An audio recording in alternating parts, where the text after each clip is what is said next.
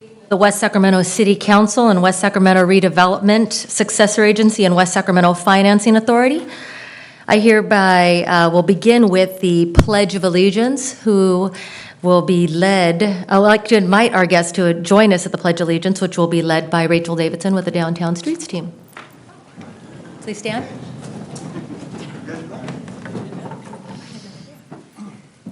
I pledge allegiance to the flag of the United States of America and to the republic for which it stands, one nation, under God, indivisible, with liberty and justice for all.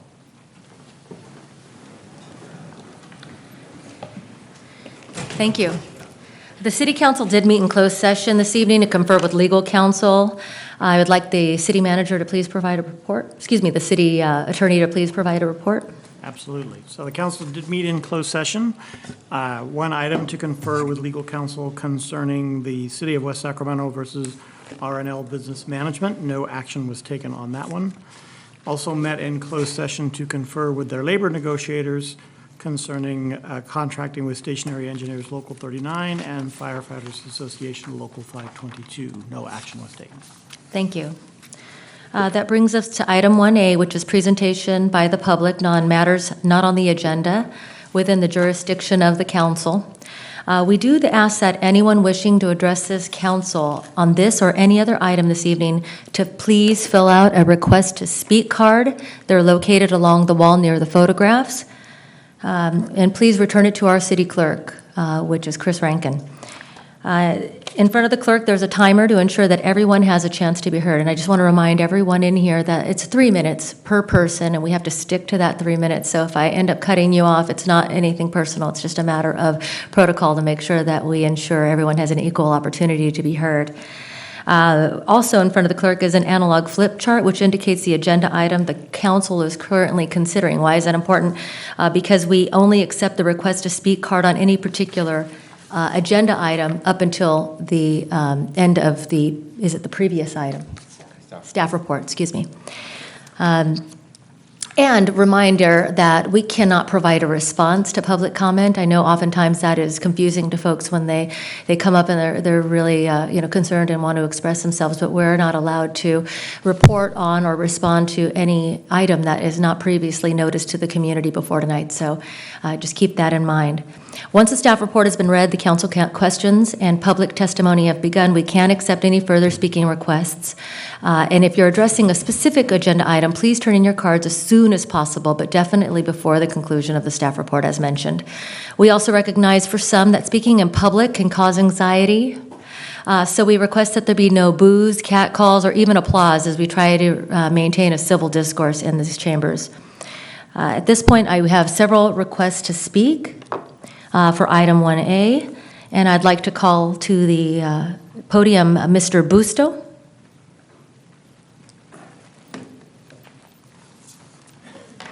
Thank you. So the 2 minutes and 56 seconds right now feels like a ticking time bomb. We are 7.5 billion people on a planet in the middle of outer space dying, and we know that we're here. So the idea that all of us were here tonight in the same situation shows that we're all the same thing right now, because we're in West Sacramento in California in the United States of America, and those are all each the same thing. But if this country, this city, this state is the American English language, then we are rapists, we are murderers, and we will be accomplices to murder if another one happens in our country. And I think it's the most serious situation that we could be in because we are all facing eternal consequence because we're dying. And we know, even if we can believe that our police officers, our federal agencies we would like to believe, trying their hardest, we've been failing. The internet and the advent of it has been one of the greatest ideas in the universe to show us, because we have reasonable doubt about what's happening around us on this planet, but little kids in Philadelphia are still blowing off their hands with firecrackers And it's, I really believe it's because we all keep staying spread out. We, for the most part, it seems, each feel like we have to stay, for the most part, within 45 minutes to an hour of our jobs. But I also believe it's because we have been misled and lied to by our educational system, because if we all have the English language, we all have an infinite amount of money. I came in earlier, and I talked to the audience about the idea that we know what this is. We can read this language. It's like an absurdity because a pack of Starbursts at the convenience store is like $2 right now. It's like $1.75. This is this. This is 7. You can see it. You know what it is. So right down here, we have an amount of money. It's $5 million. And the reason why we have been misled is sometime in the past, human beings, through the development and advent of language itself, developed a denial system. And along the way, we made ourselves think that we weren't things that we actually were and are, and we made us think that we didn't have things that we actually, we still do have. But if we all have the identity of everything in existence because we have the American English language, then we're all trillionaires right now, but we're also the owners of everything in existence. So if we're withholding ourselves, 15 more seconds? Can you tie it up, please? Yeah. If we're withholding our products from our children and they go in and they grab themselves, because if we're all America, then we are everything in this country. And when you go to Target, you're staring at yourself because this is what we are. And if our kids go in and they try and grab a product, A, we're making ourselves think that we don't have money sometimes to purchase it when we do, but we would actually all be the owners of the products already. Thank you, Mr. Busto. Yeah, thank you. I have a request to speak from Forest Gardens. Hi, Mr. Gardens. Hi, thank you. Hi. Hi. Thanks for that tie-in. I kind of want to dovetail on that just a little bit because there is a portion of our population that is dying. Here in West Sacramento, there's a percentage as far as drug addicts, whether it be opiate, whether it be heroin, crystal methamphetamine, or drinking and alcohol. And as far as it comes through to the Sycamore Trail, I spent about 4 days on the American River camping with the homeless. And I've seen IV drug use. I watched them shoot up right in front of me, and how they did it in the whole 9 yards, from how did they attain the money, how did they attain the drug, how did they use, and then the effects afterwards. And it became somewhat of a catalyst between the homeless population, because that's just their lifestyle. And I found that there is a deficit between the folks that want to get treatment and get in and get help, and the current system that's here in West Sacramento, tied in through Yolo County Communicare. And what I've done is I'm trying to reach out to the Narcotics Anonymous organizations and through Alcoholics Anonymous to kind of create a triage so that we can get those folks the stability that they need so that we can get them into the treatment that they have. When it comes to the Sycamore Trail, what I'm finding is that there might be a parallel, meaning because along that bike trail there's homeless, and I'm afraid that the city might not be ready just yet to have a trail go through that's so close to an elementary school, because I accidentally got sticked, and I had to go to the emergency room, or I had to get my blood drawn and all that stuff because I took a bad step and hit a needle while I was camping. And so the thing is that with the Sycamore Trail being so close, with there being a homeless issue within all cities, and even in West Sac, and if we have the trail going through next to elementary school, I kind of don't want to see those two demographics kind of merge. And then the other part that I had a question about is when it comes to the Sycamore Trail, and if it's close to the elementary school, what part of the enforcement arm deals with it? Is it the resource officers? Is it the school that handles those kinds of things that happen so close? Is it a West Sac PD thing? And I hope that if the trail does go through, that situation be addressed specifically, as far as when we in the public call and say, hey, we see homeless folks on the trail and we want to call it in, but there isn't any confusion about who's going to respond. And the thing is, I love parks. That's what I do for a living, and so I cannot help but think that this is going to be a great addition to the community, because fresh air and exercise is a cornerstone to a happy and healthy city. I just kind of feel like we're not ready for it yet, and I kind of feel like we're putting a fresh coat of paint on a house that's kind of kind of not standing all too well, because once we get this homeless thing settled, then boom, let's just throw some trails out there. But I kind of feel like we have that issue first. Thank you, folks. Thank you, Mr. Gardens. Our next request to speak is from Joe Angel. While he's coming up, Mr. Gardens? Yes. Can you follow up with Erin at some point, since you're putting together some ideas on treatment programs? We have a new treatment program here in West Sacramento for opioid use, and so if, maybe Erin can share that with you. Mr. Angel? Okay, good evening, and thank you to the West Sacramento City Council for allowing me to speak, and for Mayor Pro Tem Orozco for inviting me here today. My name is Joe Angel, and I'm here today with my wife Angela to present our request to have a driveway access constructed to our property on 612 G Street in West Sacramento. Excuse me if I'm speaking too quickly, for I have a lot of information I wish to share. Please ask questions at the end of my presentation. Recently, my wife and I purchased 2/3 share of the 612 G Street lot from her two brothers after it had been willed to her three siblings. For the last 19 years, my wife and I have been paying the property taxes and maintaining the lot since her mom became ill and recently passed. Having full ownership prompted us to construct a house on the property for my daughter and her family. On March 1st, 2019, I visited the lot with a contractor for preliminary logistics and building, only to find that there was a sidewalk that was installed. Unfortunately, our driveway access to our lot was removed, and our fence that kept homeless from camping on the site was completely gone. It was like returning home to your house and finding that you could not unlock the doors to get inside. That week, I started calling up offices from Yolo County as well as offices from West Sacramento. After several days of phone calls and leaving messages for someone to return my call, I was finally connected to Mr. Candido Ramirez, Senior Civil Engineer for the Public Works Department and the Project Manager for the Improvement Project. I spoke to Mr. Ramirez on April 2nd, 2019, and later that day, I emailed him reiterating all of my concerns regarding what he had referred to as the G Street Sidewalk Improvement Project. My concerns were, we never received any mailings or notification as to the dates of construction. 2, we requested to have the driveway access to our lot reconstructed in the exact same area where it had been for the last 70 years since the construction of the original houses on the lot. And Maria Tavera, my wife's mother, owned it since the 1960s, so that we could access the lot for ongoing maintenance. And I have photos of the driveway in 1987. City code enforcement will issue a citation if you encroach your property over an existing sidewalk.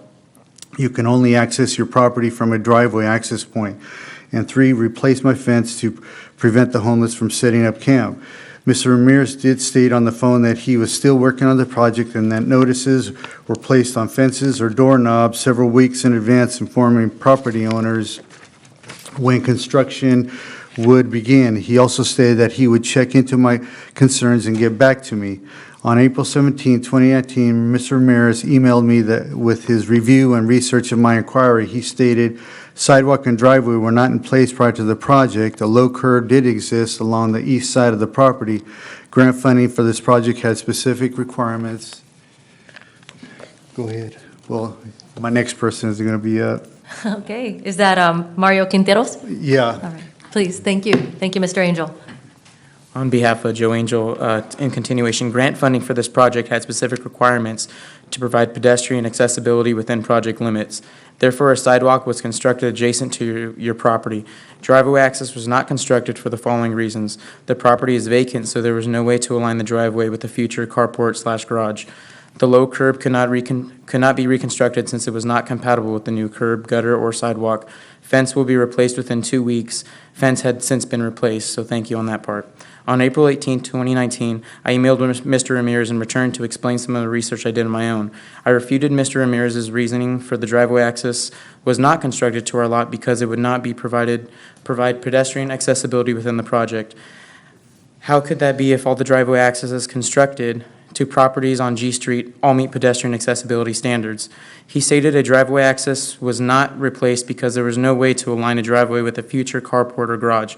The neighbor at 616 G Street, Mr. Raleigh Aquino, has 2 driveways on his property. One one to his driveway and one to his front lawn. I only want the access point to the driveway at the same location it had been since the duration of the property, since my wife's family had lived there. I sent before photos to Mr. Ramirez outlining all my reasons. I started going by lot every week to check in on any development while waiting for a response from Mr. Ramirez in hopes of having my driveway access reconstructed. Weeks went by, so I started calling Mr. Oscar Villegas' office and Mayor Pro Tem Orozco's office in hopes of assistance in this matter. I received calls back from Mr. Villegas, admin assistant, and Mayor Pro Tem Orozco telling me that they were looking into this matter. On June 7, 2019, I received a letter from Mr. Denix Enbia, Director of Public Works. In this letter, he stated that my request for construction on the driveway to my property had been denied. The following in some summary stating a request was denied. The Washington District Sustainable Community Infrastructure Project had been completed and the contractor have demobilized from the area. The time to make changes to the project had passed, so the project is finished and the budget has been exhausted.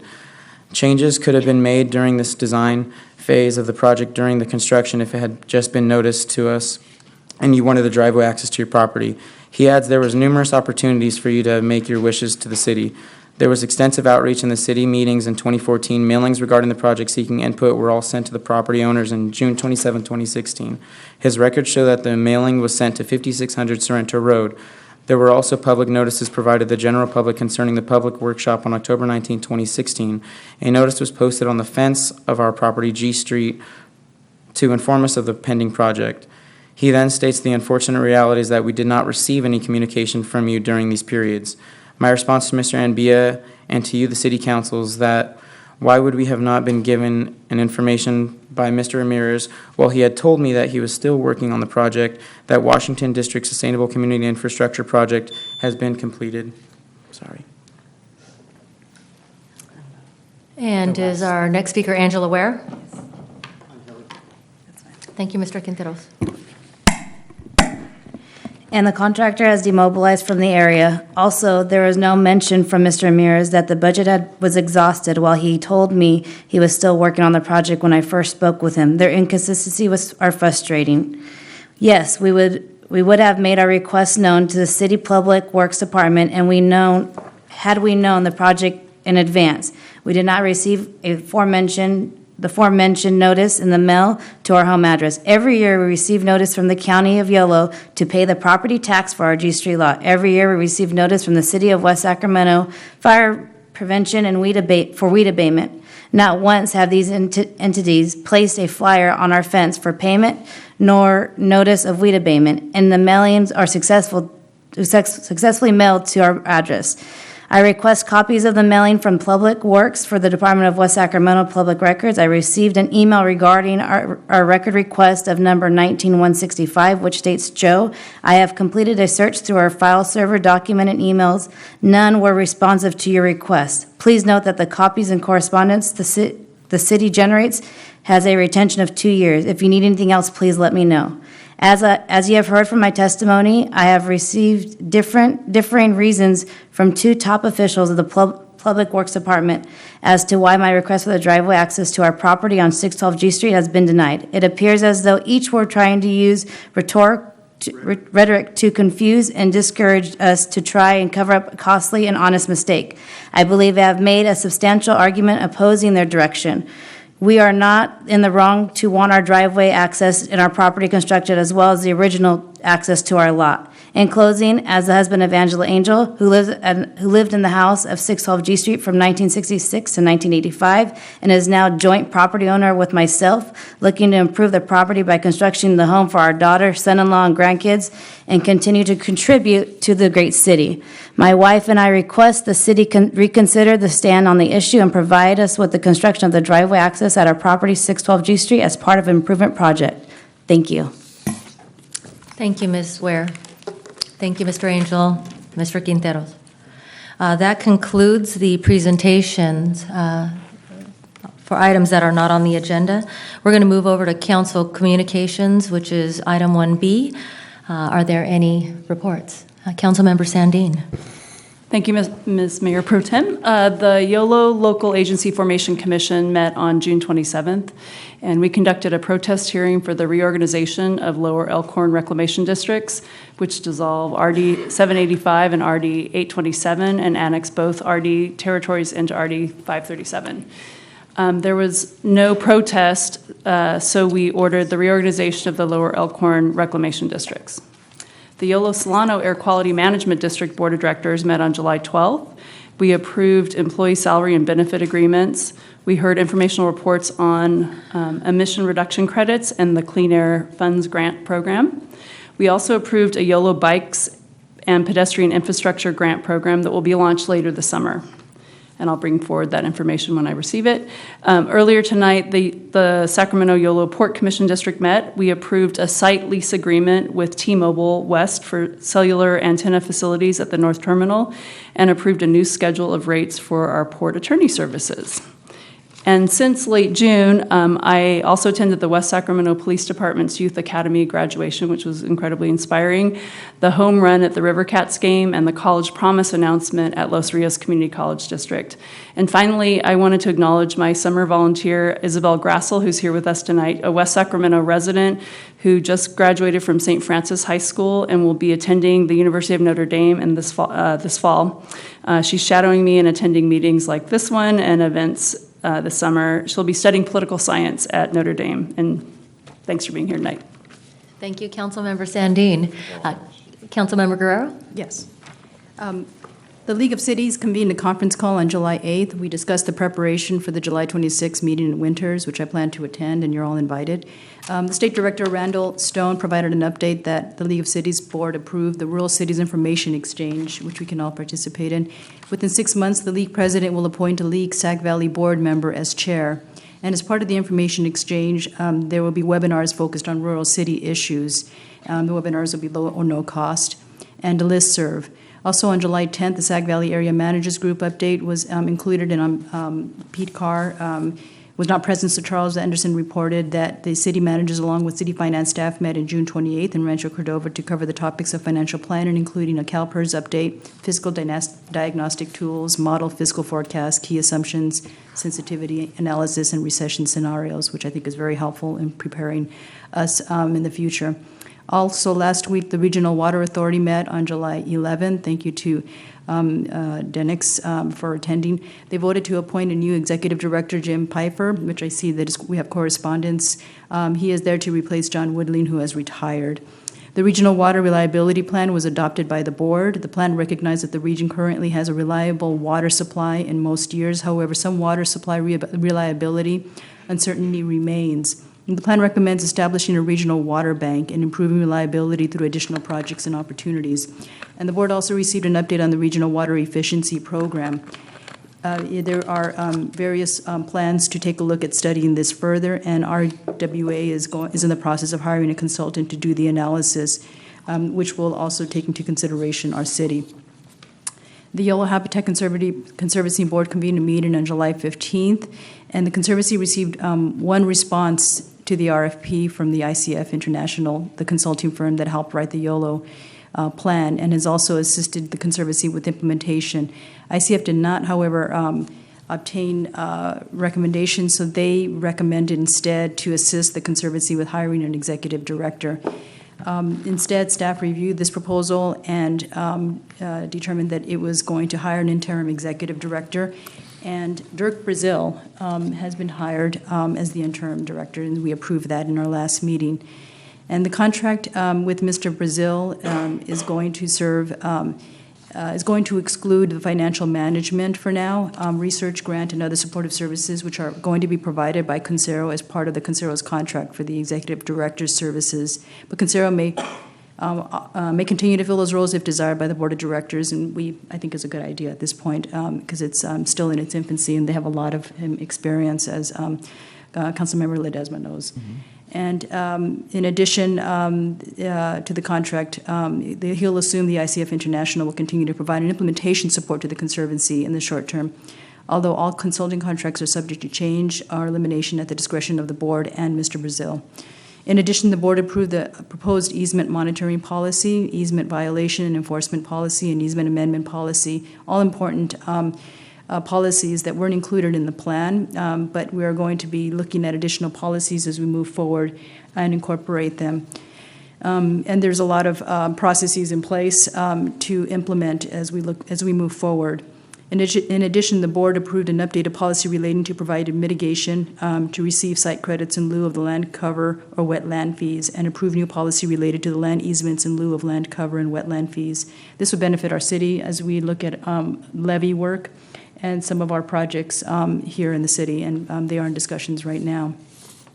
And also, I attended last week's I Street Bridge Replacement Project Community Workshop, and happy to see many folks participating, providing ideas, as the decisions were narrowed down to 4 architectural design concepts, ranging from $150 million to $250 million.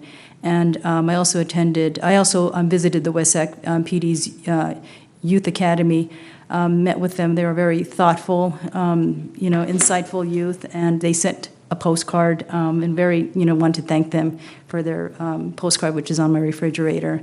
Visiting and speaking with them, I did that right before I headed off to Washington, D.C., so I couldn't attend the graduation. Thank you, council member, for attending the graduation. It's real important for them to see our leadership supporting them. And thank you, West Sac PD, for doing such a great job. I see them out there now in the community doing volunteer work.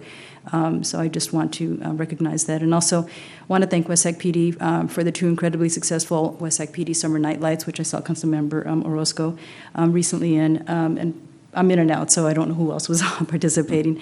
Also for the firefighters who helped light up the fireworks show. It was a great show. And I got to say that, when I arrived, I saw, the sergeant running out and getting more hot dogs. They ran short of hot dogs. So it's a good trend to have, and I appreciate that. That concludes my report. Thank you, Councilmember Guerrero. Councilmember De Ledesma. Thank you, Mayor Pro Tem. Just one item to going back, since I was not present at the last council meeting on June 19th, I believe. I did want to report out on the Yolo County Transportation District meeting back on June 10th. A couple of important things happened. First, we did pass the proposed preliminary budget for 2019-2020. And I want to thank our staff who participated very actively with the YCTD in working with them on the budgeting process and ensuring that West Sac's concerns were heard. And we have a really good, since we've been meeting with them with YCTD more regularly, we have established regular working meetings to better find ways to work on budgeting and service in our city. So I'm really excited about that. As part of that, we also had in that meeting a 1 hour long workshop with Dan Boyle and Associates, who's a consultant that the district has hired to conduct a comprehensive operational analysis. This is looking at the entire county and YCTD district in terms of its bus service, looking at transit needs of the community. It was really an opportunity for us to outline what our needs and concerns are. I've urged them, the consultant, as they continue that process, to continue to include our staff and to use the data we have available through what we've learned through our West Sac On Demand by VIA service, as well as any information from Jump from either from the bikes or the scooters, as a way to better understand the dynamics of our mobility in our city. So again, I think those are two very big passing the budget and having a workshop, and then working with them ongoing with the needs of our city to better provide service. So I'm very happy about where we are with staff and YCDD working forward on our mobility needs. Also, we did elect a new chair and vice chair, and I am the new chair for YCTD. So we'll be, unfortunately, our July meeting got canceled, so I don't have anything to report further, but we will be having a meeting in August. So that's all I have. Thank you. Thank you, Chairman Ledesma. my committees actually haven't met until next week, so I have a few things that I'll report on. The first is that 3 years ago, I attended my first West Sac PD Summer Night Lights, and I tell you, the event has evolved over the years, and it is such a fantastic sight to walk upon all these children playing with some of our officers and having folks making hot dogs and running out of hot dogs and having to run to the store, as Councilmember Guerrero mentioned. But I just really want to give a recognition to our public safety departments for their outreach they're doing in our community. It goes a long way. It really does. And to see such a diverse group of people out, parents, kids, council members, and we've all attended at one school or another, I really do like how it's traveling from park to park. Because it really does give a different complexion to every single Summer Night Lights. And it gives people who live near the park an opportunity to walk over. And so anyway, I see Deputy Chief Strange here, and I want you to please extend to the officers who volunteered, as well as Taylor Nelson, for all of her hard work and our volunteers. It really does make an impact. On July 5th, there was a very special event that occurred over on our Broderick Boat Ramp. It was a very small event, but very mighty, as I like to say. We have a little memorial there that had run into some disrepair over the 27 years after it was erected. And it came to my attention from one of our parks commissioners that the poor monument just looked terrible and needed a little bit of a facelift. And so the effort was initially to fundraise to get a new plexiglass and maybe just clean it up a little. I reached out to Parks to see if that would be something that we could accomplish just independently outside of the city. And it turns out that Parks actually very efficiently and quickly were able to do the job at a very low cost. And as a result, the monument now stands with a nice, beautiful plexiglass. And it's a very important monument to several people in this community over the last 30 years. That said, we had the opportunity to come together as a community and honor the father of Herbert Wilfong, also known as Herbie Wilfong. His 92-year-old father is a fixture in the state streets. If you drive down 15th Street at any given point of the day, you'll see a 92-year-old man sitting out in front of his house waving to passersby. It's the type of community that I love to see in West Sacramento, and that's why I've chosen to live here and chosen to serve here. But I mention this not because of the event itself, but also because I understand there's some Summer Steps interns in here. Can you raise your hand? Better yet, can you stand up, Summer Steps interns, please? Can we give our Summer Steps interns a hand, please?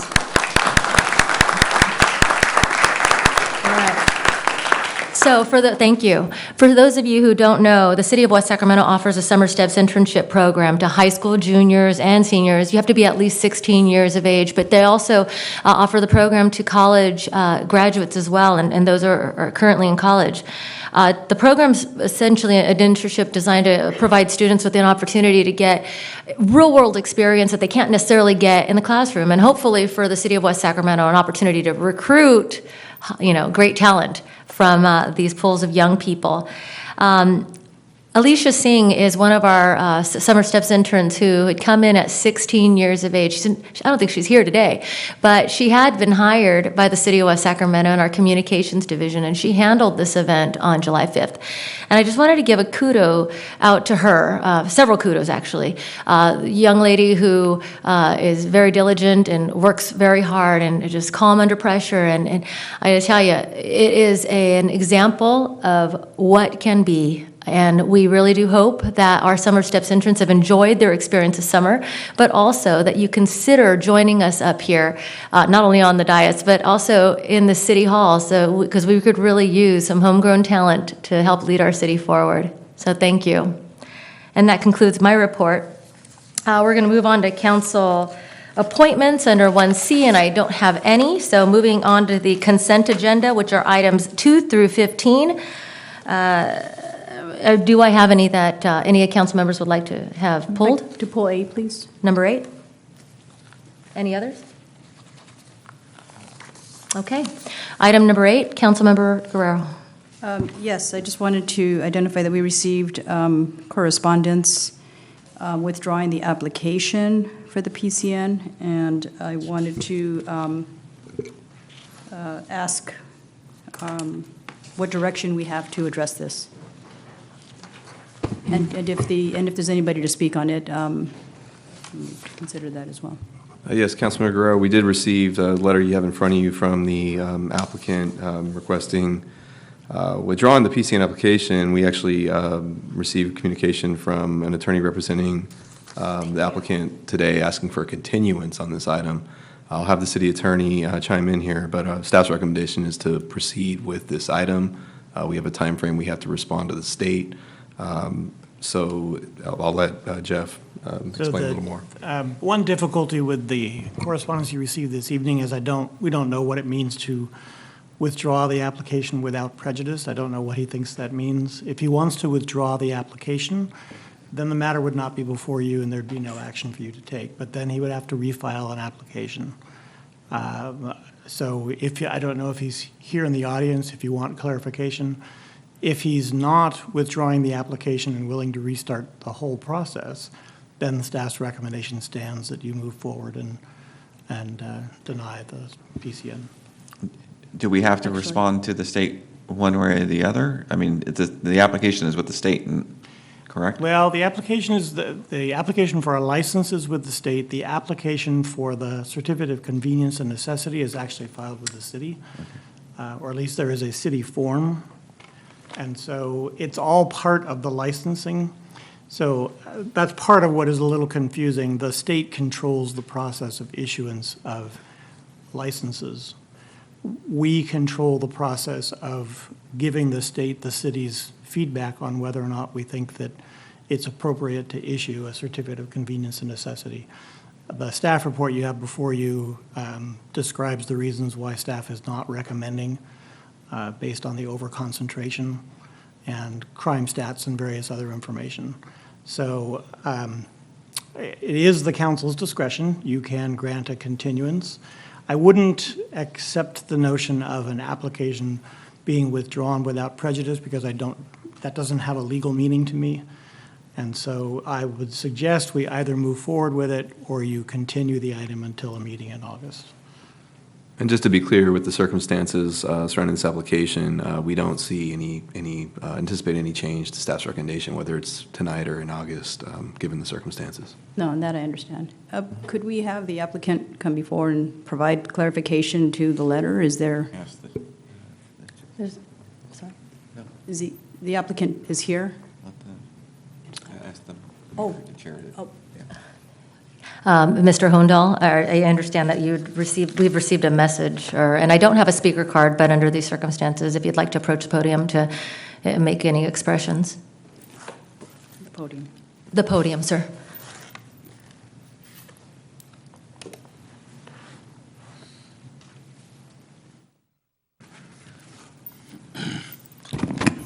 Good evening to City Council members. Actually, I applied the liquor license beer wine about 4 years before. That time I bought the license from Yolo County. The police department, they denied that. Second time I bought from West Sacramento, Jefferson Boulevard. Then they denied. So then about last year I met previous city manager. I asked him how we can survive because that my place, I bought that place about 4 years before, but it's a very low gross over there. So he said, if you can buy any license from West Capitol Avenue, then we will approve for transfer to the license over there. So I bought that license from Safeway. Same West Capitol address, 1298, and I want to transfer that license to 2434 West Capitol Avenue. I applied about few months before, so I want to request to City Council, please give me allow to transfer that license over there so we can survive. Otherwise, we are losing lots of money over there because previous 4 or 5 owners, they shut down the business because they don't have beer wine license. Only the convenience store, gas station, if they have that kind of license, liquor license, then they can survive. Otherwise, they have to shut down the business. So I want to request to city council members, and please, if you can allow us. May I ask a question, Madam Mayor? Your letter does not say that. Your letter does not say what you just asked for. So Your letter states that you are withdrawing your application without prejudice, and I our gave the council is... application this afternoon to withdraw for the agenda today because my attorney, she has no time to come this evening. So Would you like to withdraw the application and For- resubmit it in the future? resubmit, yeah, in the future. And these, Give me 60 days. okay, you have as much time as you need to resubmit it, but are you, so just making it clear that you want to withdraw the application? Yes, I will withdraw today, so I want resubmit.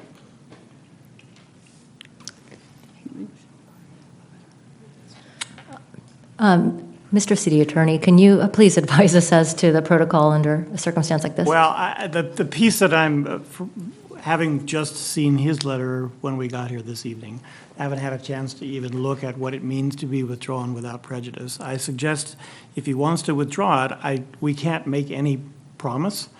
I don't tonight know of any particular reason why he can't refile an application, but I can't promise him that there isn't some Repercussion. issue with that. If you refile the application, it will be processed. I think what you heard from the city manager is it's very unlikely that you're going to get a different recommendation from staff. But it is within your right to withdraw the application. And if you withdraw the application, then the council doesn't have it in front of it. And I just want to fill in a little bit of background. We did meet with Mr. Hundal and discuss this in depth, explaining the circumstances both for the recommended denial, but also in the case of moving a license from one location to another. In spite of the history he discussed, we look at every application on its own with the census tract that it's in. So we did explain that to Mr. Hundal as well. So like I said earlier, and like the city attorney reiterated, we don't foresee a scenario under the same circumstances coming back with a different recommendation.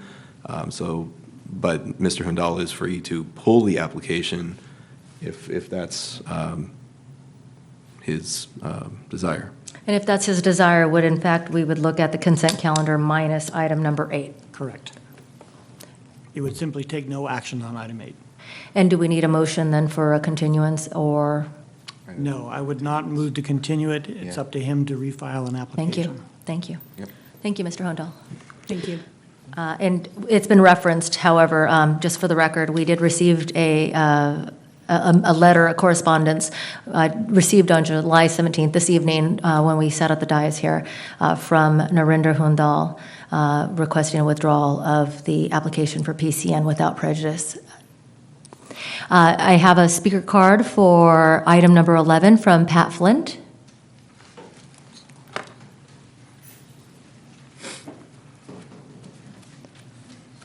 Good evening, Ms. Flint. Hi there. Hi. Thank you, Mayor Pro Tem. The Sycamore Trail, is a big thorn in my side. I attended one of the presentations. It was very well done. However, it was not well attended. This trail is being promoted as a safe route to school for children. It is not a safe route to school. There have already been issues occurring along the trail behind Westfield School. It eventually, in one of the phases, it'll be asked by you to the school district to go across the current Westmore Oaks School. And I asked that never happen. There have already been issues, as I stated, and also on the Clarksburg Trail, there's been a couple of issues. I'm all for trails. Do not say that I am not for trails, because I think they're a wonderful thing for families and people. I do, however, have a problem with them being close or near schools. It will be encroaching on an older neighborhood with older residents. And again, it will encroach the school with students in it. And it will be a public trail. These are things that do not need to be around schools. and I appreciate the fact that you're working on trails throughout the city. Please do not have them encroach upon schools and older neighborhoods, because I understand it's not going to go through. It's people are going to have to get out off of Clarendon and then eventually get to Stone, continue down Jefferson. So my recommendation is, until you have all of the right-of-ways, don't be spending money on this kind of thing without it being well-planned and connected. So thank you.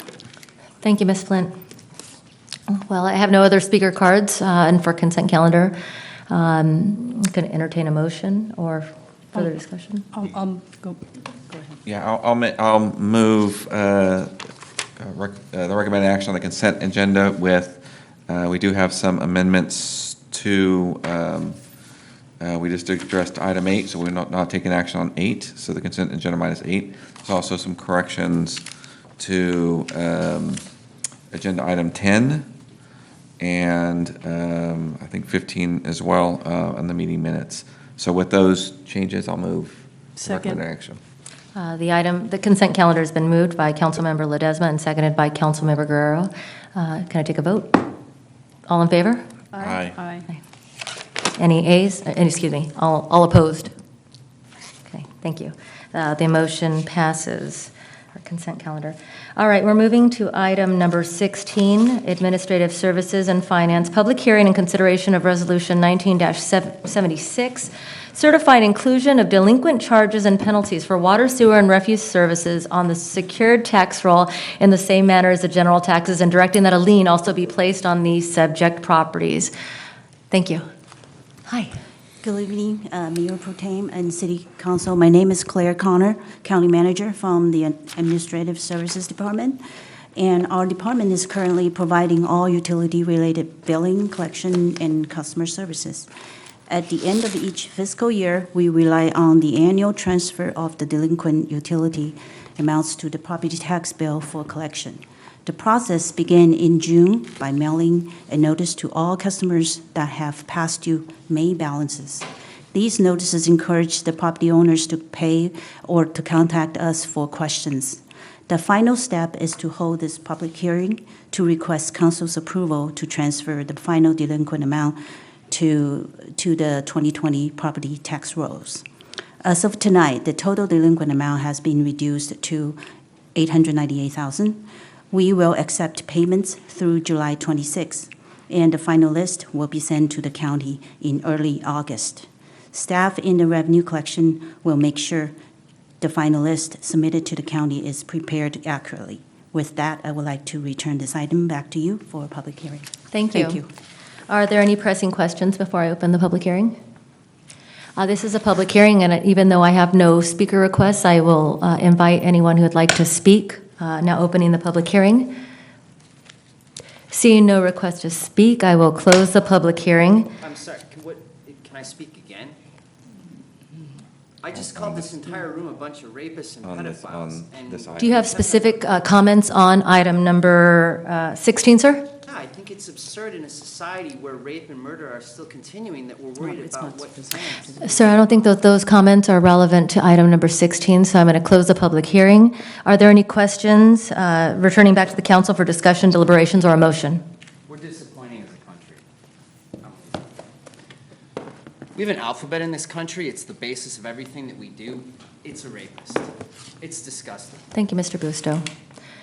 Are you ready for a motion? Yes, I am. I'll move the recommended action. Second. It's been moved by Councilmember Ledesma and seconded by Councilmember Guerrero. All in favor? Aye. Any opposed? Motion carries. Turning to item number 17, public hearing and consideration of Resolution 19-25, certifying the list of weed abatement charges, directing that a lien be placed on the subject properties, requesting inclusion of these charges on the secured tax roll in order that they may be collected in the same manner as general taxes. Good evening, sir. Good evening, Madam Mayor Pro Tem and members of the council. Brian Johnson with the Fire Department.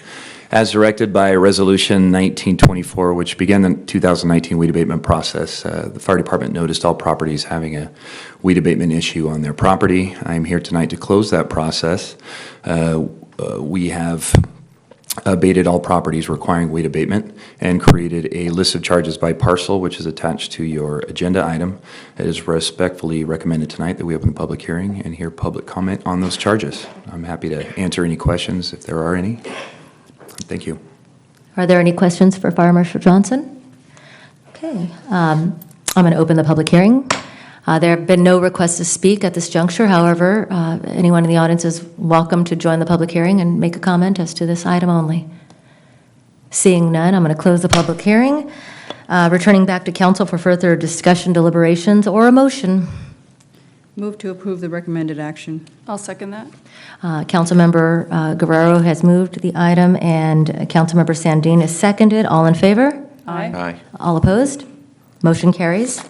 Thank you. Thank you, Fire Marshal Johnson. Moving to item number 18, consideration of Resolution 19-80, accepting completed capital improvement projects, eliminating projects, and returning and releasing funding for closed projects. Ms. Raper.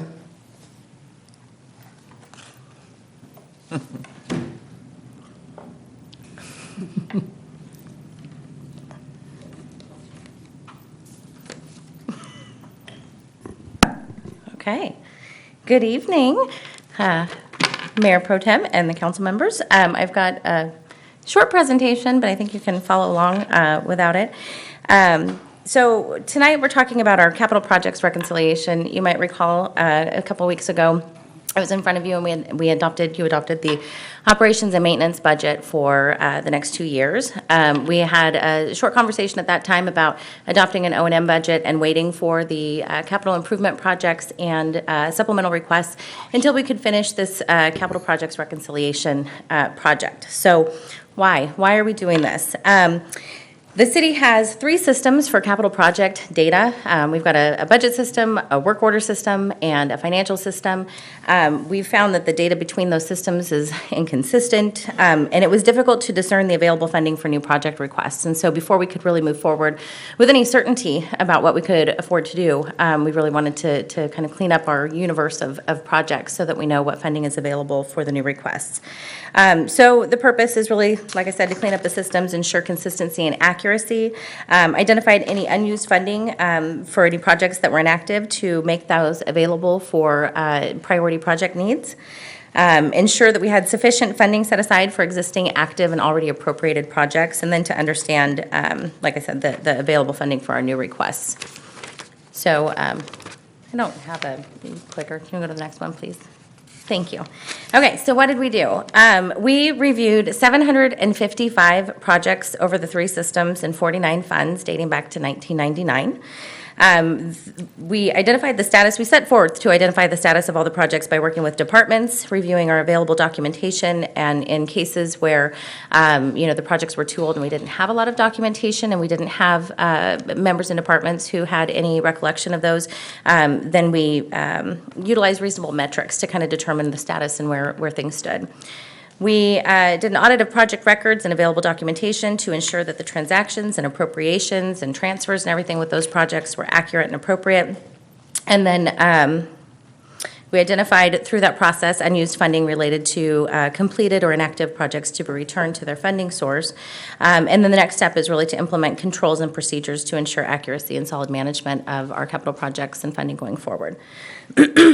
So the findings through this process is that, of course, the project status was not aligned between the systems. The appropriations for capital projects were not always posted upon council approval either. We had a process that required departments to then submit a request to finance to process those appropriations, and so there were some of them didn't get through.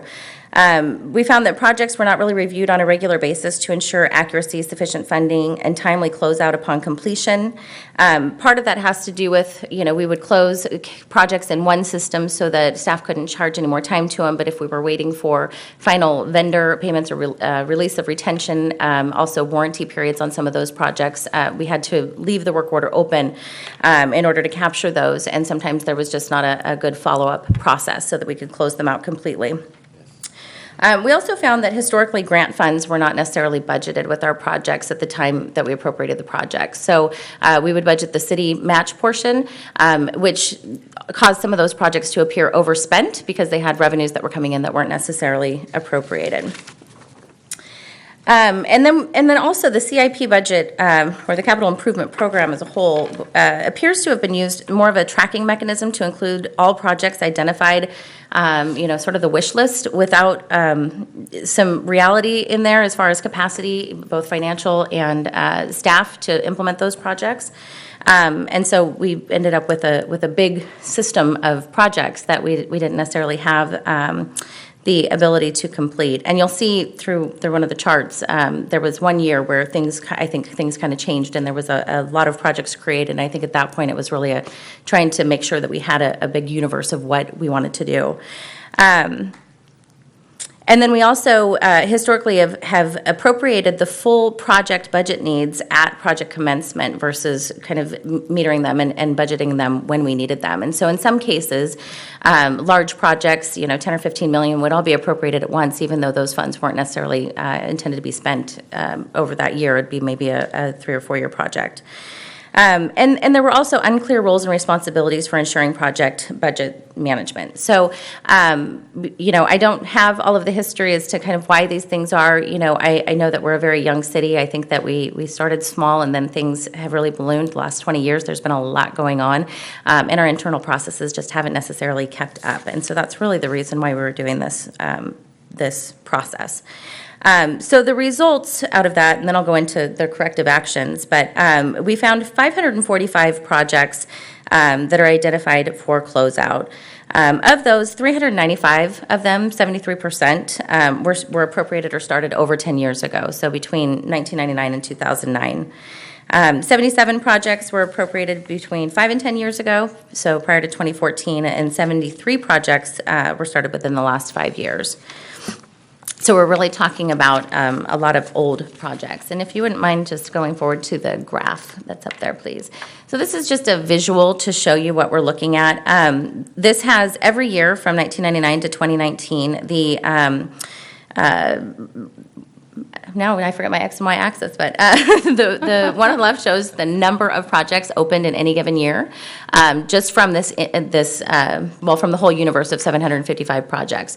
The orange bars are the ones that we are recommending to close. These are the inactive projects. The green pieces are the active projects. And so you'll notice that really the majority of the projects that are in front of you tonight were appropriated before 2010. The ones that remain active are really the more recent projects. And there was a big spike. Over 200 projects were created in 2006. Again, I think just trying to use it as a mechanism for tracking all of our projects and our needs. So we've identified several corrective actions in response to our findings. And some of these were identified prior to going through this process. One is budget resolutions we implemented last year with some additional controls to ensure that they're entered immediately after council approval. So instead of requiring the departments to submit a separate request to us, there's a budget resolution. It's a permanent record.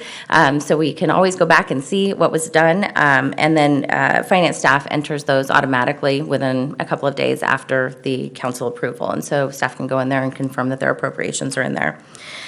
We also are starting a monthly review of our project budget to actuals. We've historically had quarterly budget meetings with departments to go over their operating and maintenance budgets. And this year we started talking about we really need to have regular meetings to go over the capital budgets. And so in addition to us in finance reviewing them on a monthly basis, we'll be meeting with department staff to go over those on a quarterly basis to make sure that we capture them, close them when they're ready to be closed, that we're watching the budget and that we know what's going on with those throughout the year. We've also created a new CIP fund. So one of the other things that I didn't quite mention is over 49 different funds, the projects lived in the fund that was providing the funding for them. And in some cases, there was multiple funding sources where money would transfer in from another fund. And that gets a little bit confusing. You have to be very diligent about tracking the money coming in from different sources and returning that. So we've created a new fund. It's a centralized capital improvement project fund and we've started using it for a couple of projects that were adopted by council in the last couple of months. But what happens is this fund has no funding of its own. The project lives in that fund. Whatever the funding sources are, they are transferred into that fund, into that project upon council appropriation. They remain in that project, and when the project's complete, we return anything that's left to the funding source. But that allows us to really track and maintain good records about the funding that are in the projects and make sure that we return them. And then the money's not sitting in a separate fund, which could be identified to be available, even though it's not. So we think that's going to be a really big help. We've also started with the budget resolutions, and I think a little bit before, to appropriate the grant funds and the city match. So when a grant is awarded and we come to council to create this project and appropriate the match funds, we're also appropriating the grant funds. So we know how much we're supposed to expect, where it's coming from, and how much we have to spend on a project. We're also developing procedures for sort of the project, how this works from start to finish. So in addition to looking at the closeout procedures, what does somebody do to notify us that a project's done, and what is our process for going through and reconciling and closing out and making sure that the accounting is complete. It's really looking at how are these projects coordinated and their funding coordinated in advance, how do they go through the budget and request process, developing clear roles and responsibilities for project budget management and fund management, so that it's not, their project managers should be responsible for reviewing their budgets. There's perhaps a bigger manager that kind of watches over them all, and then finance also takes a look. And so you've got multiple eyes all making sure that we're doing the right thing with these projects. We've also, with this new budget, asked departments to be more realistic about their budgeting. So budget the amounts needed for each year, keeping in mind our capacity both financially and with staff resources to be able to complete those projects in that timeline. That not only makes sure that we have the funding available when we need it, it provides a very clear picture for council and for the public about what we're doing and when it's expected to be complete. And then develop a mechanism for tracking identified projects outside of the CIP budget. So we should have something certainly to look at all of our projects and our priorities. And then there's a subset of that gets put into the budget because that's what we can reasonably accomplish and fund within a time frame. But we shouldn't lose sight of all of the other projects that have been identified. And so that is also something that we're going to be working on. So I know that was a lot of information, and this is a lot in front of you. But at this point, I'm going to stop talking, and I would love to answer any questions that you might have. Well, we have no speaker cards or requests to speak from the public, so at this juncture, I'll turn it over to the council to ask any questions or make any comments. Councilmember Guerrero? Yes, thank you for this monumental task to, just make sure that we're being able to track what we're doing in expending our funding and, what we need to do to continue to keep track. I think in the resolution, though, I'm interested moving forward to seeing something more specific, guidance that we can help to make sure that we are, just more specific management-wise. And I don't know if our city manager can respond to that. What we can do to ensure that does not happen. That, this being a huge first step. And then moving forward, how we can have proper oversight. Yeah, I can just chime in to reiterate the corrective actions that Roberta outlined. It starts there. We need to get to a good baseline with the CIP in order to, inform decisions moving forward. But I can tell you this is a really important issue for me as the manager, looking at the budget and the CIP.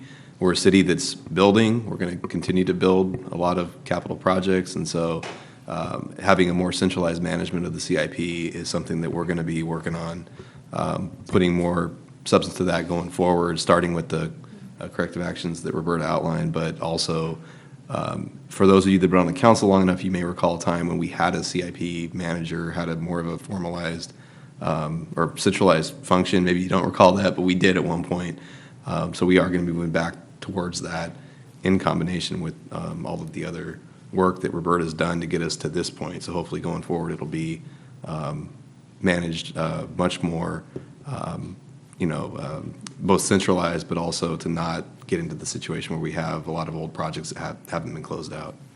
Thank you. Sure, and just to add on to that, I didn't really talk about specifics, but this is something that we should be looking at on a regular basis, at least annually, but through these quarterly meetings with departments, identifying projects that are closed, have a process by going through and completing those. It's going to take us some time to get through these 545 and actually close them out, but it's been really good to get to this point, and I think we just need to keep going from here. I don't want to come back in front of you with a similar item in the future, and so this is something that we just need to stay on top of every day, but at least annually looking at what projects have been completed and going through the process to close them out before we close our books. Thank you for taking the initiative to do this and getting this taken care of.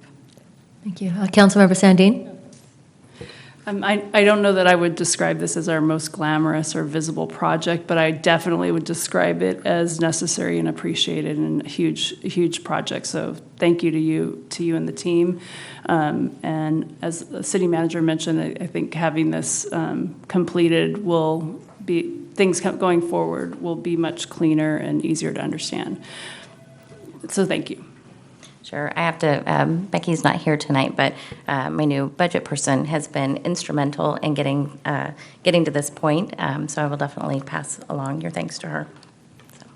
Councilmember Ledesma? Thank you, Mayor Pro Tem. And Roberta, thank you. I know this was a huge project and issue, and I want to thank you for kind of really, and just about everything I've seen from you since you've been here. You've really shown the ability to, and the intellectual curiosity to dig in and find areas where maybe we have some vulnerabilities or opportunities, either way, to really kind of get into the details, be willing to get your hands dirty, and kind of make sure we're on solid ground going forward from a budgeting perspective, which we just did, and to this, which is really kind of clearing up the project management process. I'm going to underscore a little bit on this one because this one's, to be blunt, a little bothersome to me because this is a long time of projects that were not closed out, and we're so far so good, right, getting through all these. But I appreciate you putting together a plan for corrective actions and putting in place procedures.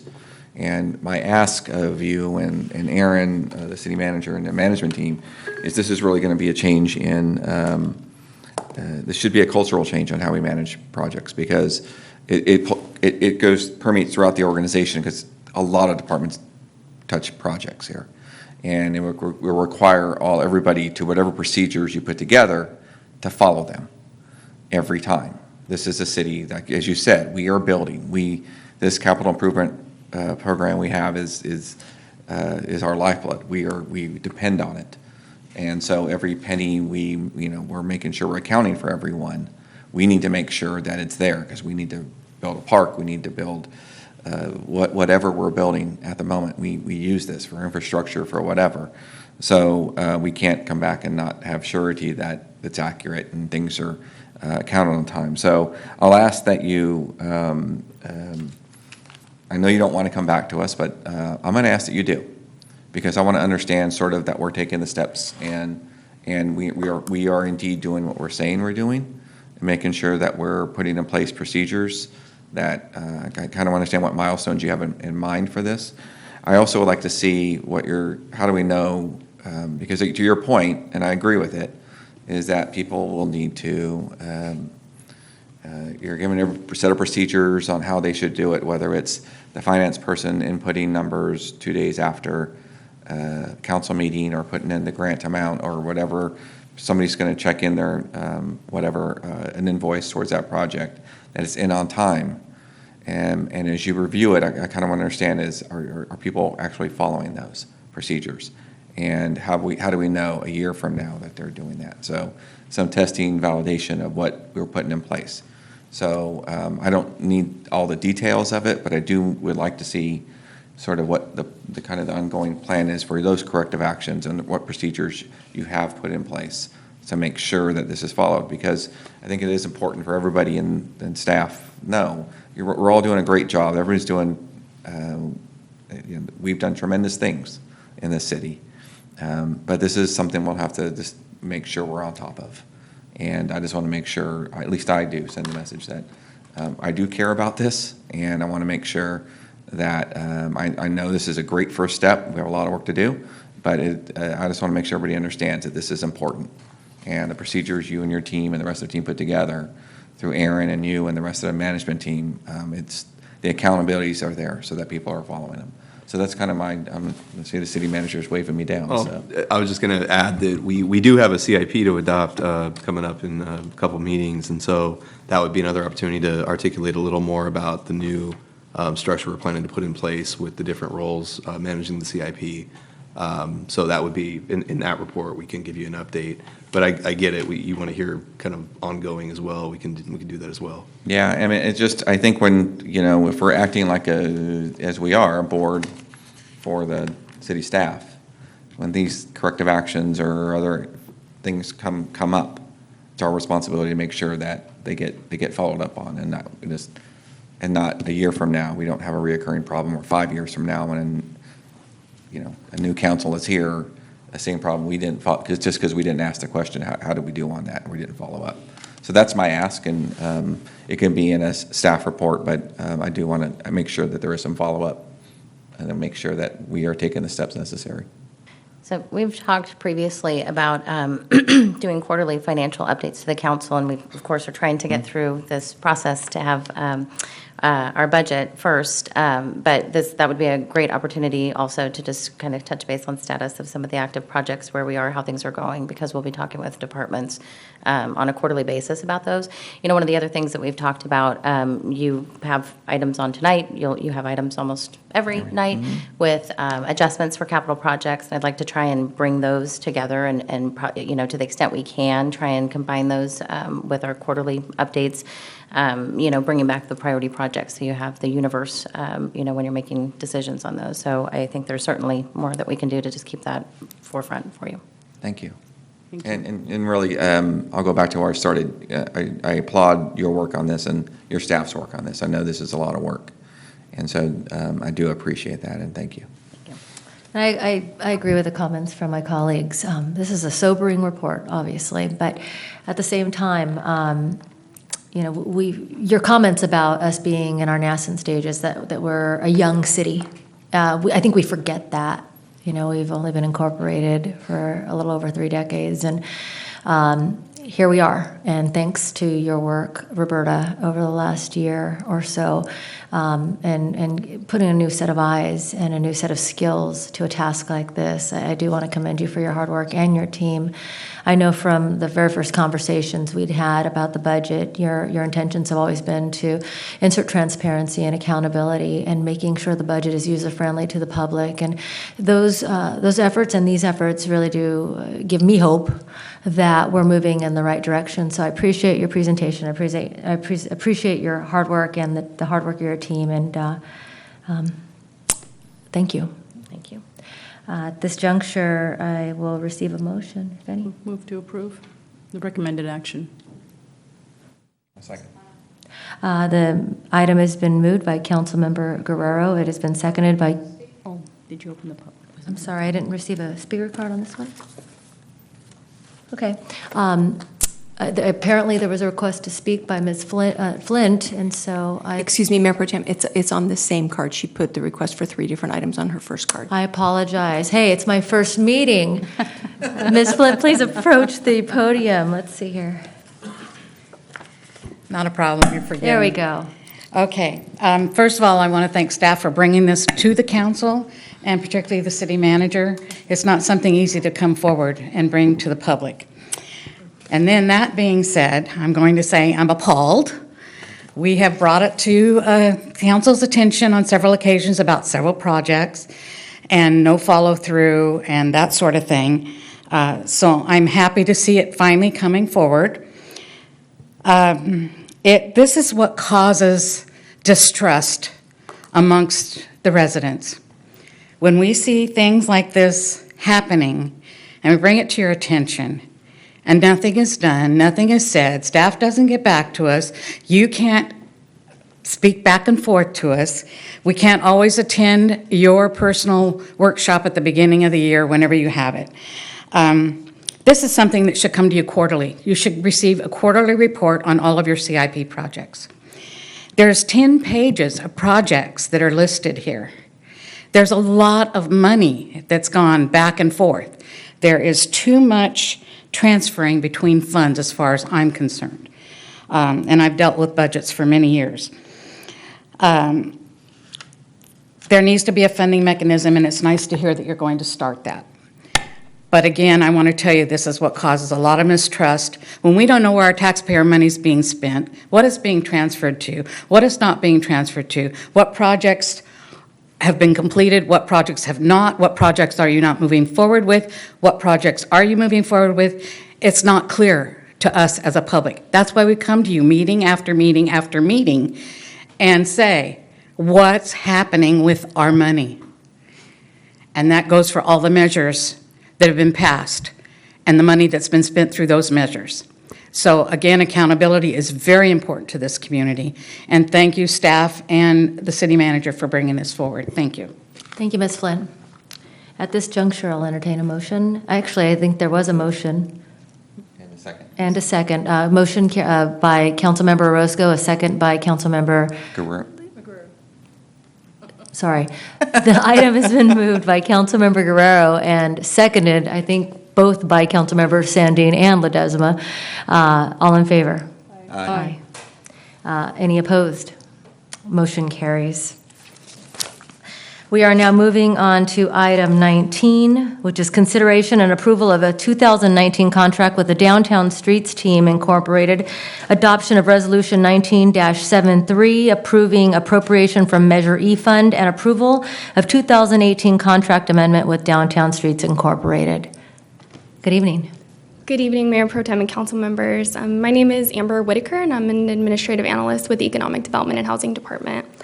I'm here tonight to present to council a brief summary on the 2018 pilot year contract with Downtown Streets Team and provide details on the program's 2019 contract renewal. In August of 2018, council approved a $200,000 pilot year contract with Downtown Streets to provide a volunteer work readiness program for West Sacramento residents experiencing homelessness. Individuals enrolled in the program form a team to work together to beautify their community in exchange for case management, employment services, and a basic needs stipend. Oops. Sorry. There we go. The pilot year's contract, fully funded through Measure E, required DST to collect and provide data to demonstrate the program's alignment with the goals identified within Measure E, reducing the incidence and impacts of homelessness. Over the course of the pilot year, 37 individuals participated in the program, with an average of 15 individuals at any given point on the team. In reducing the incidence of homelessness, the program was successful in placing 11 individuals into lasting employment, so that's about 30% of the participants. It was also successful in placing 8 individuals into permanent housing, so about 22% of participants.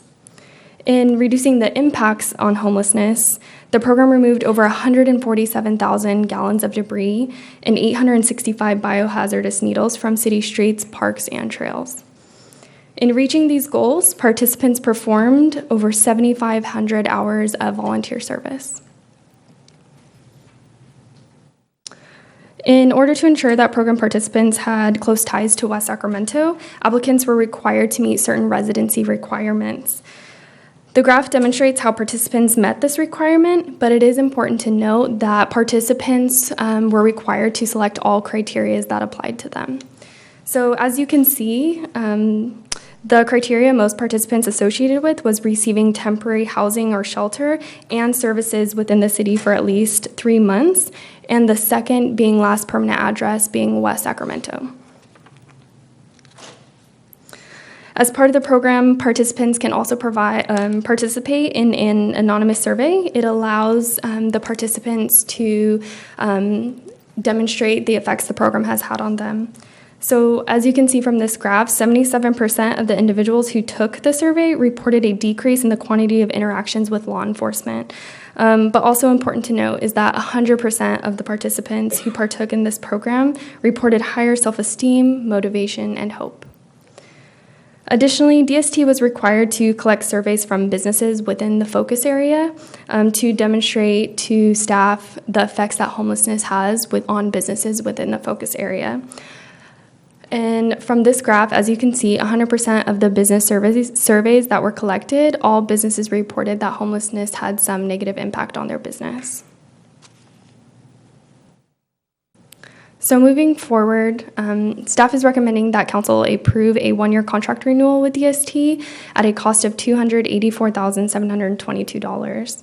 This is an increase of about $84,000 from the pilot year contract of $200,000. This increase in contract cost is the result of need of additional staff to support a team of 12 to 15 members. Additionally, this increase in staff time will allow DST to be more heavily engaged in community efforts to really allow businesses and community residents to understand the wide range of benefits that DST provides to the community. The recommended contract would retain a team of 12 to 15 team members. However, DST has proposed to increase the team size from 12 to 15 to 16 to 20. This increase would add an additional about $20,000 to the recommended contract cost of $284,000. This option to increase the team size is provided as alternative 1 to staff's recommendation. Staff is also recommending that council approve a budget amendment to the 2018 pilot year contract to reallocate unused funds within certain line items to be reallocated and used for line items that were under budgeted in the original contract.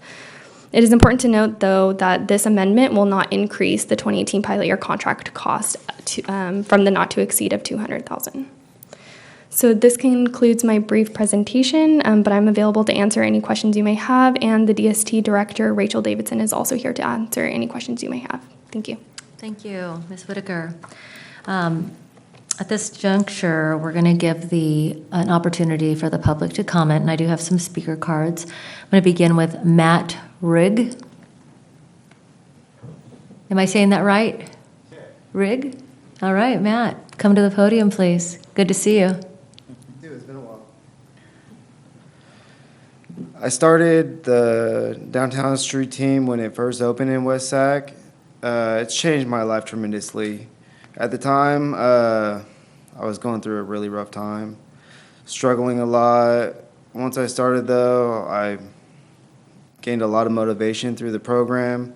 It helped me find a permanent job. Right now, I currently work at Rayleigh's, and I don't live on the street anymore. I was homeless for like 2 years. Yeah, I just am so grateful to the street team for everything that they've done for me. Thank you, Mr. Rigg. Ryan Rollins. Good evening, Ms. Rollins. How are you doing? Good to see you. As the first and only so far graduate from West Sac of the program, it's an amazing program. It deserves more than what you can give it funding-wise. It does. It took me from being off the street to have an apartment, have a job. A year ago, I didn't even think about these things even being possible. I've been on the streets for such a long time, it was all I knew. Rachel and Corbin are amazing. The program is motivating and it's powerful, and it will change your city if you let it. It changed me, and I didn't think that was possible. And I work at Walmart, and I have an apartment, and I like my life now. I'm not on the streets, and I'm not a junkie, and I'm not what I thought I would be right now. Without this program, I wouldn't have anything still. I've lost everything I've owned so many times, it's not funny. They've changed my whole outlook on life. It's the best program West Sac has implemented to help the homeless, better than bridge to housing, better than any of them. And I feel they deserve more funding so they can make the project bigger. That way they can actually get to all of West Sac, but 10 to 15 is good enough for us. We'll take it. Thank you, Ms. Rollins, and congratulations on your graduation. Ed Sherwood. Mr. Sherwood, please approach the podium. About 8 months ago, I returned to the city from Santa Rosa, California. I was down there during the wildfires when it hit that area pretty bad, and I eventually could not afford it. Drove the prices of rent up to where I could not afford to live there. And 8 months ago, I returned back to the city. I pretty much grew up here all my life, and 8 months ago, I was lost. I didn't know when I would be back indoors. I was in a bad way. Now, as of 2 months ago, I'm living indoors, and I want to be a graduate just like Miss Rollins. That's all I got to say. Thank you, Mr. Sherwood. Next speaker is Sherry Rose. Hi, Ms. Rose. I just wanted to say, since I've joined the team, Corbin especially, he's amazing, and Rachel too, but it gives me confidence. I've gotten job interviews and better skills, and I like when we'll be working and people will go by honking, and it makes me feel good. And they're like, you're making a difference, and I think the program makes a big difference. My boyfriend got a permanent job, and we're going to be getting housing, so if it wasn't for the team, I don't know where we would be either. Thank you. Ron Dorr. Good to see you again. Likewise. Public speaking's not my thing, but I thought this was important enough to come. I do have a full-time job now. I'm actually paying me and my girlfriend. We're staying at a hotel, waiting for permanent housing. But without the street team, I tell you, I don't know where I'd be today. I mean, back in February, before I started, I just quit life, basically. And this is what got me up again. So it's important. Thank you, sir. That concludes the request to speak. I'd like to turn it over to the council for discussion and/or questions. Go ahead. Councilmember Ledesma. Thank you. I am supportive of this renewed contract. I think this is one of the more one of the programs that we rarely get to do around here that touches people as it has you folks that came tonight and shared their stories with us. So thank you for being here tonight, and thank you for participating in the program and standing up for it. There's obviously more folks who could use the program, and you're showing them the way. And I appreciate your courage to come here today and support the program. The program, from what I understand and have learned through Mayor Pro Tem Orozco, who's been championing this from day one, has been a game changer in our community because it focuses on people.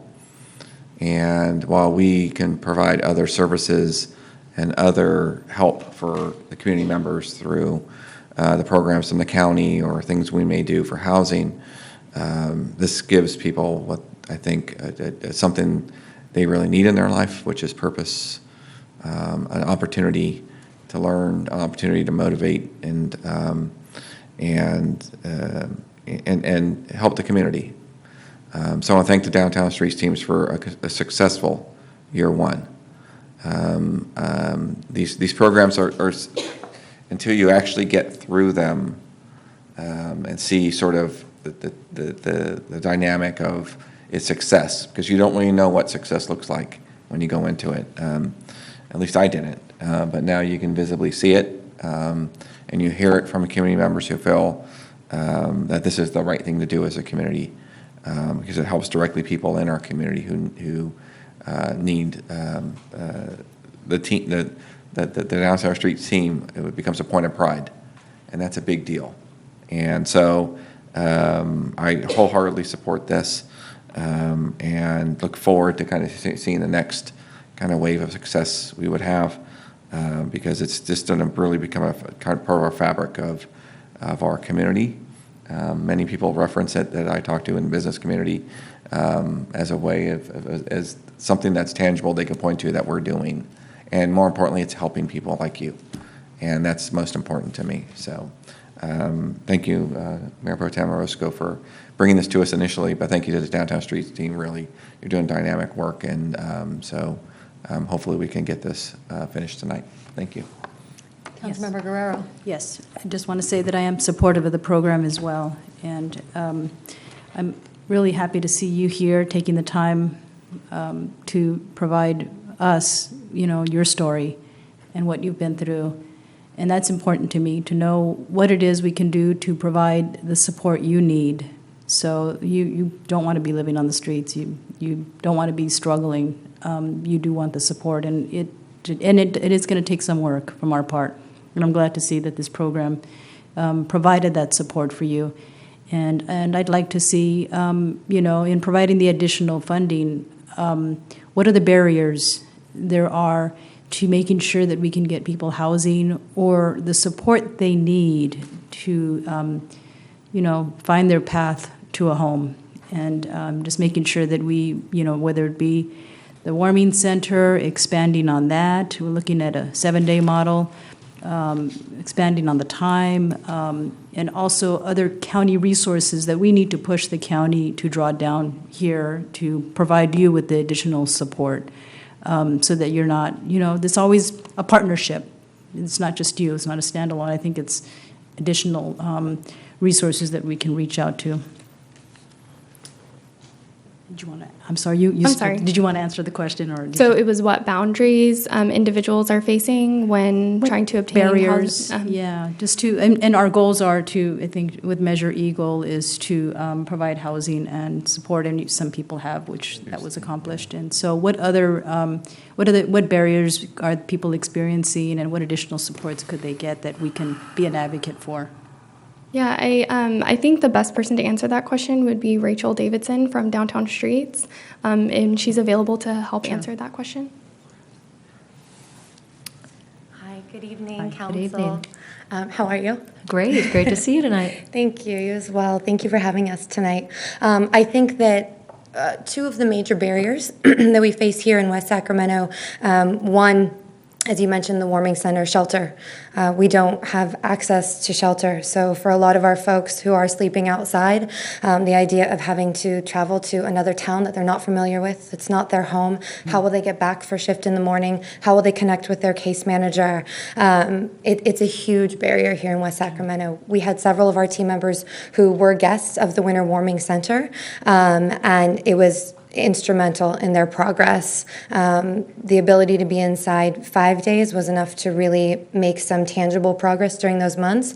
But knowing that we could potentially relieve the stress of where am I going to go those other 2 nights and where are my belongings and am I going to be safe? Our success would be that much more phenomenal. I think another one of the large barriers that we have here in West Sac is access to showers. So when we're working with folks towards employment, it's hard to even fathom getting up in the morning and going to a full-time job if you don't have access to a place to shower. Or how do you go to an interview if you don't have consistent access to basic hygiene needs? So those are two immediate barriers that I think we can start to address and reduce. And then finally, of course, housing. It's hard to help folks move into housing that doesn't exist or is just incredibly unaffordable. Mm-hmm. Thank you. Absolutely. Councilmember Sandine. Thank you. And I too want to thank Mayor Pro Tem Orozco for bringing this to our council and to our attention. I remember when you went and visited, I believe it was San Jose, and you came back and shared the idea with us and kind of stimulated the outreach and looking into the program. I'm very goal focused, and I appreciated when this came to us the first time that we had a discussion about that. And I'm happy to see that the permanent individuals of permanent housing and with lasting employment. I'm really happy to see that, and that again this next year, that's also there. And I also appreciate our staff looking into the longevity of being able to fund this and to be able to support this and the possibilities that are there to do that.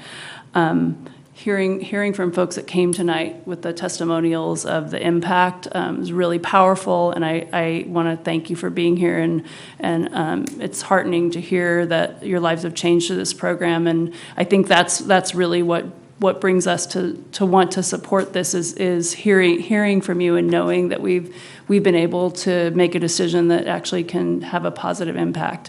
So congratulations to you, and thank you for stepping up. We're really proud of you, and I know also just the beautification effort. It's I think something for you that are here tonight, but also we're receiving benefit because we're also being able to address some areas that we haven't been able to with even with our staffing. So you've really extended that greatly. So I'm supportive of this. I look forward to kind of continuing the impact and the having the power that this program brings here in West Sacramento. Thank you, Councilmember Sandine. Last month, Chasten Buttigieg came to West Sacramento for a tour and to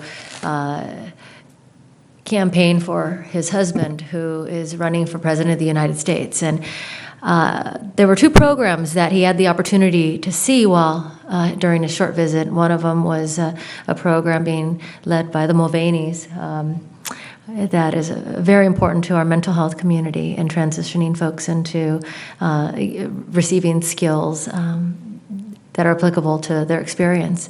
And the other was the Downtown Streets team. So I can count that amongst one of my favorite moments involving this particular program. Councilmember Sandine's right. Back in 2016, Downtown Streets team came to my attention by a friend of mine who said, you should check this out. And so I took a day off from my full-time job and drove with a friend down to San Jose to see what all this was about. And it was, this council's heard this story already, but for those of you who haven't had the great benefit of hearing my spiel, it was really an experience to be had. And I couldn't even describe it by. It was a meeting, by the way, of the Downtown Streets team. As every week, the team will get together, and any alternate who's on a waiting list to get on the team will go in order to maintain their spot. But it was a meeting that had there's so many. There's emotions, just folks that were getting on their feet. There are people that had just gotten on their feet and were lending a helping hand to the person behind them. There were folks that had graduated to being a team supervisor or a crew leader and had transferred their skills to a different level on the ladder in the continuum of skills.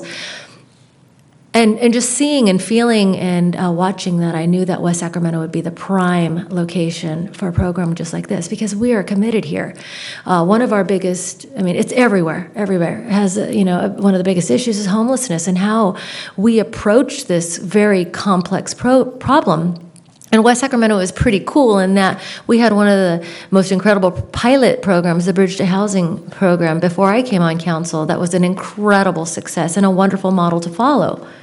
However, they're seeing this program and pitching it to the council here, and we thought about it for a while before actually implementing the pilot, and I'm just so glad we actually did, because I've gotten so much feedback from people in the community, people who don't come to council meetings, people who never knew what these folks in the yellow shirts were really doing out there, but reporting back, and I'm getting the memo that these people are really making a tremendous impact. Not only is West Cap never looked so good, but these are fellow community members working in tandem with one another and in conjunction with one another to make an impact on the beautification efforts in our community. In the presentation, one of the things that stuck out to me, I didn't even know, was that 38% of the participants reported using fewer drugs and alcohol than they used to. That's an impact I hadn't even factored. One of the things that I think about all the time, I think about three things. I think about the impacts to our business, I think the impacts to our residents here, and I think about the impacts to our crew members. And just to note, there are crew members that are here that didn't take the podium, that they're here in support of this effort. But, the beautification efforts are pretty, on their face. I mean, you see that there's fewer sharps. And as you heard from Mr. Gardens earlier in his public comment, he said he stepped on a needle. That's how many, we have 865 fewer needles on the street. Because of our downtown street teams, because there are members that get trained on how to pick these things up. And I did hear a testimonial from someone who said that her fellow homeless persons, residents, they don't throw them out anymore as much because they know she's going to be the one picking them up. And it's just an accountability. Why would you do that to someone you know? And but the benefit to the residents is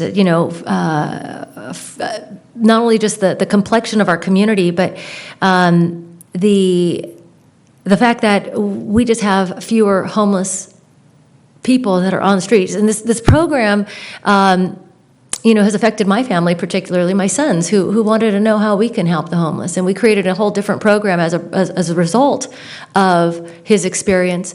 But now I can tell him that there are opportunities. There are opportunities for folks to transition out of their daily experience and graduate into an experience with a shelter, housing, skills, employment. And one of the, most awesome experiences is going to Rayleigh's to grab some milk for the kids and seeing Matt collecting carts out there. When Matt, who was our first speaker, was previously homeless. Our benefit to the team has already been stated, but it's a positive response to the community, the honks, the identifiable response from people who previously may have just ignored someone homeless on the street or avoided them worse. Or the benefit of the team being the pride of work and the feeling of self-efficacy and just a connection to giving back to a community. Obviously, the gateway to participation in the winter warming centers, which were a huge success, as well as the opportunity to exercise and demonstrate just the ability to contribute and give back. And obviously, the benefit to business owners has already been stated. I mean, there's no illusions here that this is a magic pill. I mean, obviously, this is a very complex issue with a lot of different factors that need to weigh in order. I mean, if we all knew how to solve homelessness, we'd all be doing it right now. But I am so appreciative and so proud of the Downtown Streets team in West Sacramento. This is the second, let's see what it is. I wrote it down. The second in the organization's history to launch with a full team, and that was in West Sacramento. And this model, the creator of the model, Eileen Richardson, was just awarded the James Irvine Award, the Tall Tree Award, and she's currently nominated for the San Francisco Chronicle's Visionary of the Year Award. Last year, Downtown Streets was named as one of only 5 state of California evidence-based best practices for ending homelessness by the California State Association of Counties and League of California Cities. For my first council meeting as a chair, I mean, I started this off pretty darn nervous, but right now I'm absolutely in my element. This is a wonderful opportunity for the city of West Sacramento, and I'm fully in support of this item. And at this juncture, if there's no further comment, I'll entertain a motion. So moved. I'll second. It has been moved by Councilmember Sandin and seconded by Councilmember Ledesma. All in favor? Aye. All opposed? The motion carries. Thank you. Thank you. Thank you. And thank you to all of our speakers tonight. Moving on to item 20, which is consideration and award of construction contract to the Dutra Group and adoption of Resolution 19-67, appropriating funding for the new dock at Rayleigh's Landing project.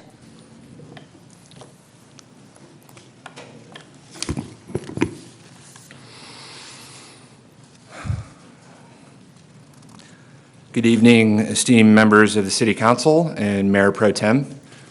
My name is James Strand. I'm a project manager with the Construction Management and Facilities Development Division of Public Works.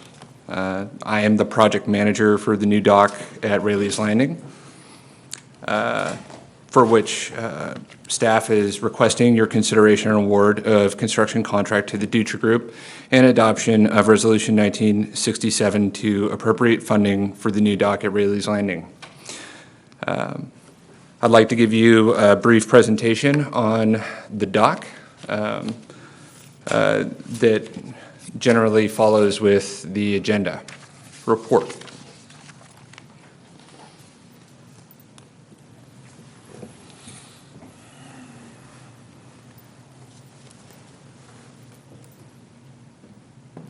Okay. The original dock was built by Tom Rayleigh in 1981. It had a couple notable uses. The Elizabeth Louise tour boat utilized it to give tours down the river. And it also had a water taxi, the River Otter water taxi. The dock, he built the dock in between the Tower and I Street bridges behind the ziggurat, connecting from the top of the levee to the Sacramento River in the Riverwalk Park.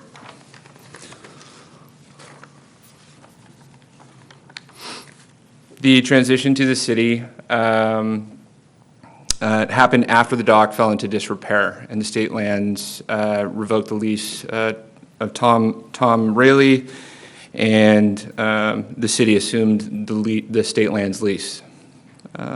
In 2012, deemed hazardous, it was demolished by the city.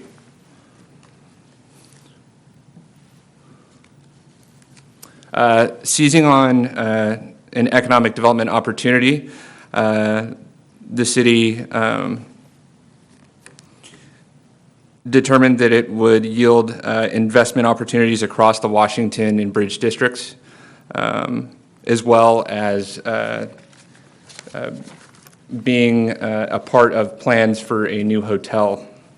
It was supported by Washington Realized, stakeholder engagement, and is the only feasible opportunity for a city dock serving the riverfront districts.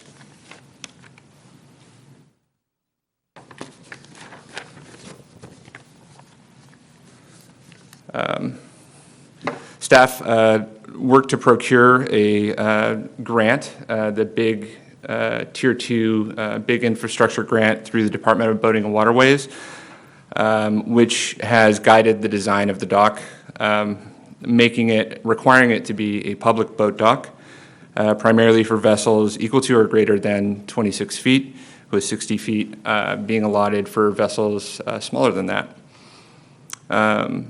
The operations and maintenance of the dock is currently in development, the plans for that with Parks and Recreation.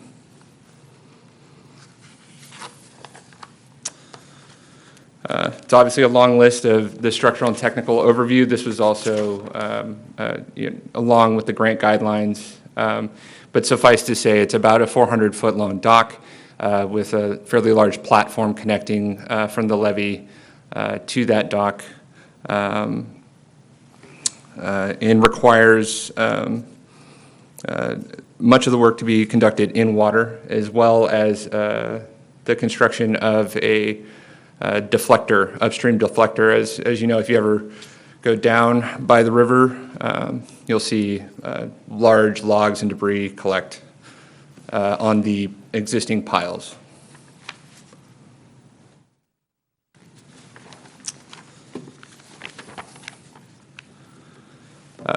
The in-water construction window does cause a constraint on the project. We are able to work between August 1st and November 30th per the grant guidelines and permission from several regulating bodies, including Central Valley Flood, Department of Fish and Wildlife, and Army Corps of Engineers. There's many sensitive habitats, and we have to abide by safety as the ordinary high water mark. We can't work below that after a certain period without permission from those bodies, those regulatory bodies.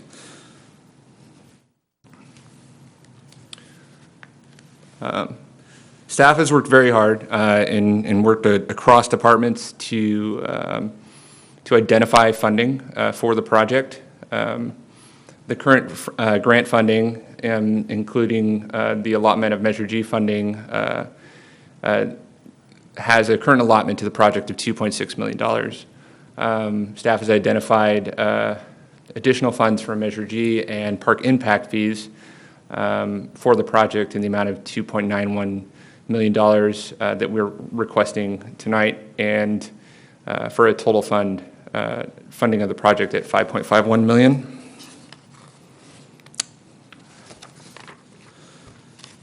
And with that, that will conclude my presentation. If you have any questions or comments, I'll turn it back to you. Are there any questions or comments for Mr. Strand? Council? Okay.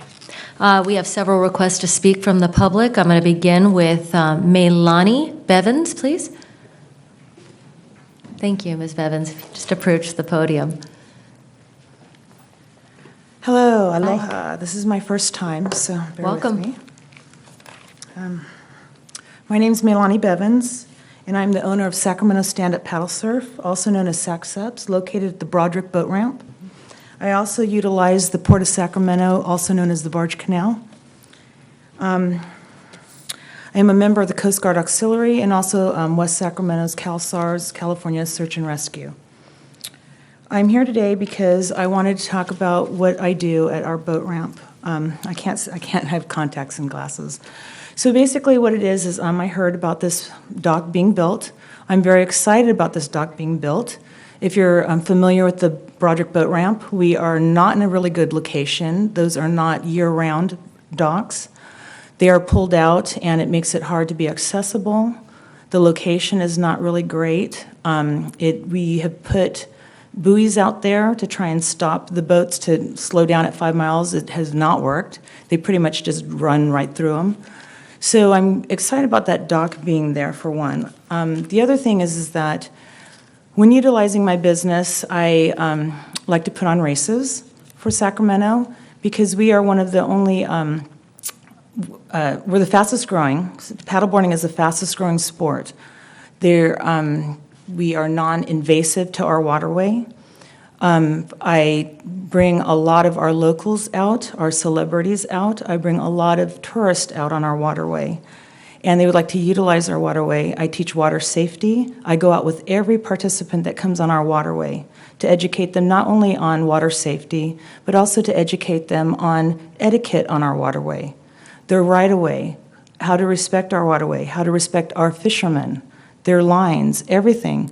And so one of the things that I love about the vicinity that they're planning to put this dock is that we do have all that debris there. I have seen dogs drown there thinking that all that debris was solid ground. I have seen ducks get caught up in there. So it is also an issue for us because as paddleboarders, one of the things I do is I take tourists up to the virgin sturgeon, crawdads. When I come down to the Riverwalk, well, as the years have gone on, the land has broken off. So we are literally climbing up the cliff, basically, to get to our Riverwalk to access whatever is music and food that's going on there. So it would be really nice to be able to have these docks. One of the things that I would like considered is I would like there to be an area that would be for paddleboarders to have a rack system to lock up their boards. I have fought diligently with restaurants of where can we access our boards, where can we put our boards so that people aren't falling over them, getting injured on them. The other thing is that I'd like to see a water faucet. We have no access of water on our waterway. We paddle all the way up to Swabbies on the River, which is a 15-mile. We have access to as much alcohol from boaters as we can possibly want, but yet nobody seems to leave area in their ice chest for water. So I think it'd be really wonderful we could be one of the first that might have a water faucet for boaters. It's also giving us access to the bathrooms. So we're in a 5-mile. I could run my races from there. And again, I also train the Coast Guard Auxiliary I also train. Ms. we do our- Bevins, Yes. I'm sorry, the buzzer rang. So if Yes, you could no just tie it problem. up. I I'm just, sorry. thank you. So Oh. I hope you will consider it. Thank you so much. I appreciate you. your comments. We do. Martin Espinoza. Thank you, sir. If you could approach the podium. Good evening. My name is Martin Espinosa, and I'm a representative of Local 34 pile drivers. And I'd like for you guys to approve this project for Dutra. Dutra is one of our contractors that we represent. There's about 40 responsible contractors, and we always put locals to work. This kid right here, he just joined Local 34 2 weeks ago, so he's probably going to be working there, him and another members. So please help us put people to work, and I give my business card to Rachel as well, because this might be a potential for us to work with these persons. Thank you. Thank you, Mr. Espinosa. I appreciate your comments. Creighton Sebra or Sabra? Sebra. Mr. Sebra, please approach the podium. Thank you.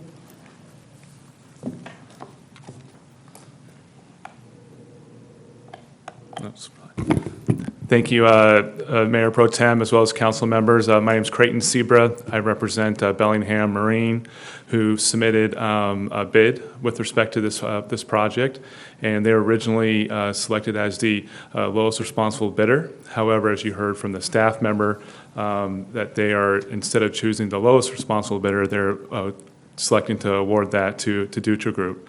And the reason we're here today is to request that the council members don't move forward with the project, but put it out to rebid so that there can be compliance not only with the public contract code, and I'll kind of go over those things, but so that there isn't preventing future delays necessarily on this project. And the reason for us coming here tonight is that first,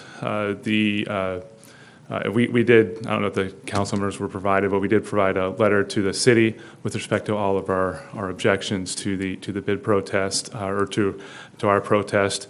One of the first problems with this bid was that the staff member decided to declare Bellingham Marine that their bid was non-responsive, and that's key, because if you declare the bidder to be non-responsive, the bidder, not the bid, we have a right to a public hearing. They didn't do that. Instead, they moved forward with this process, and that's also important because during the time of the bid, they're not allowed to consider any other evidence, intrinsic evidence, documentation, in considering whether our bid was, Bellingham Marine's bid was proper, and that's not what happened. They considered other evidence, principally from Dutra, who you'll probably hear from tonight.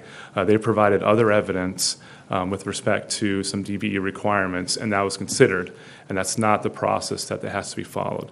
Secondly, and most important, and I don't have time to cover each and every one of the items that we put into our letter to the city, but more importantly, the requirements, the DBE requirements, were not adhered to by the city, and they are alleging that they have to follow certain requirements from the DOT, and that's not what has to happen. They can specify DBE requirements so they don't have to follow other guidelines.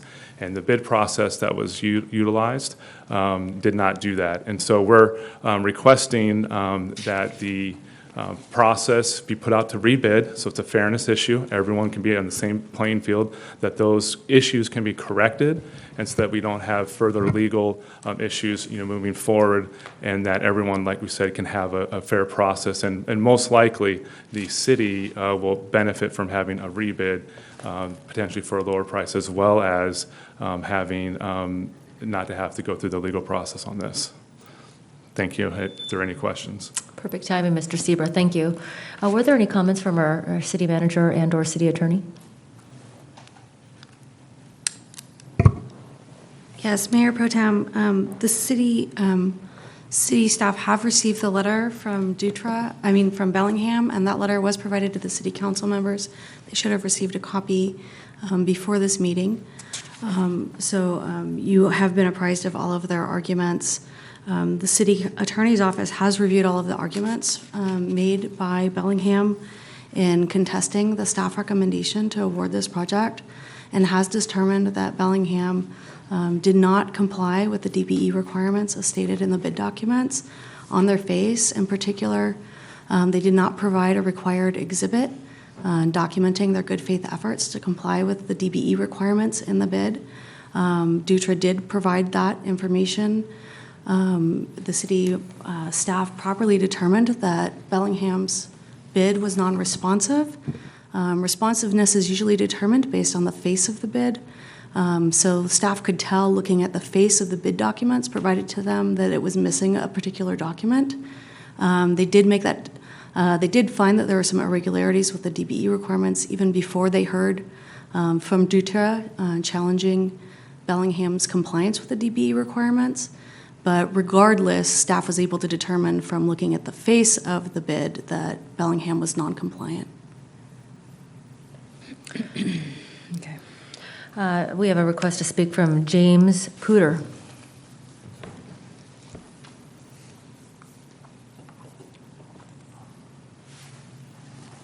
Thank you, Mayor and council members. I appreciate you allowing me to speak.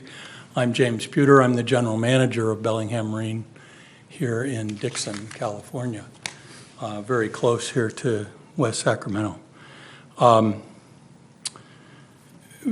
First, I'd kind of like to speak to the fact that everybody's saying that we didn't file the DBE information. The DBE information was filed with the bid package, and all the documentation was in that bid package, just not on the form, perhaps not in the format that the city wanted to see it, I guess. Anyway, we Bellingham Marine were the lowest responsible bidder on the job.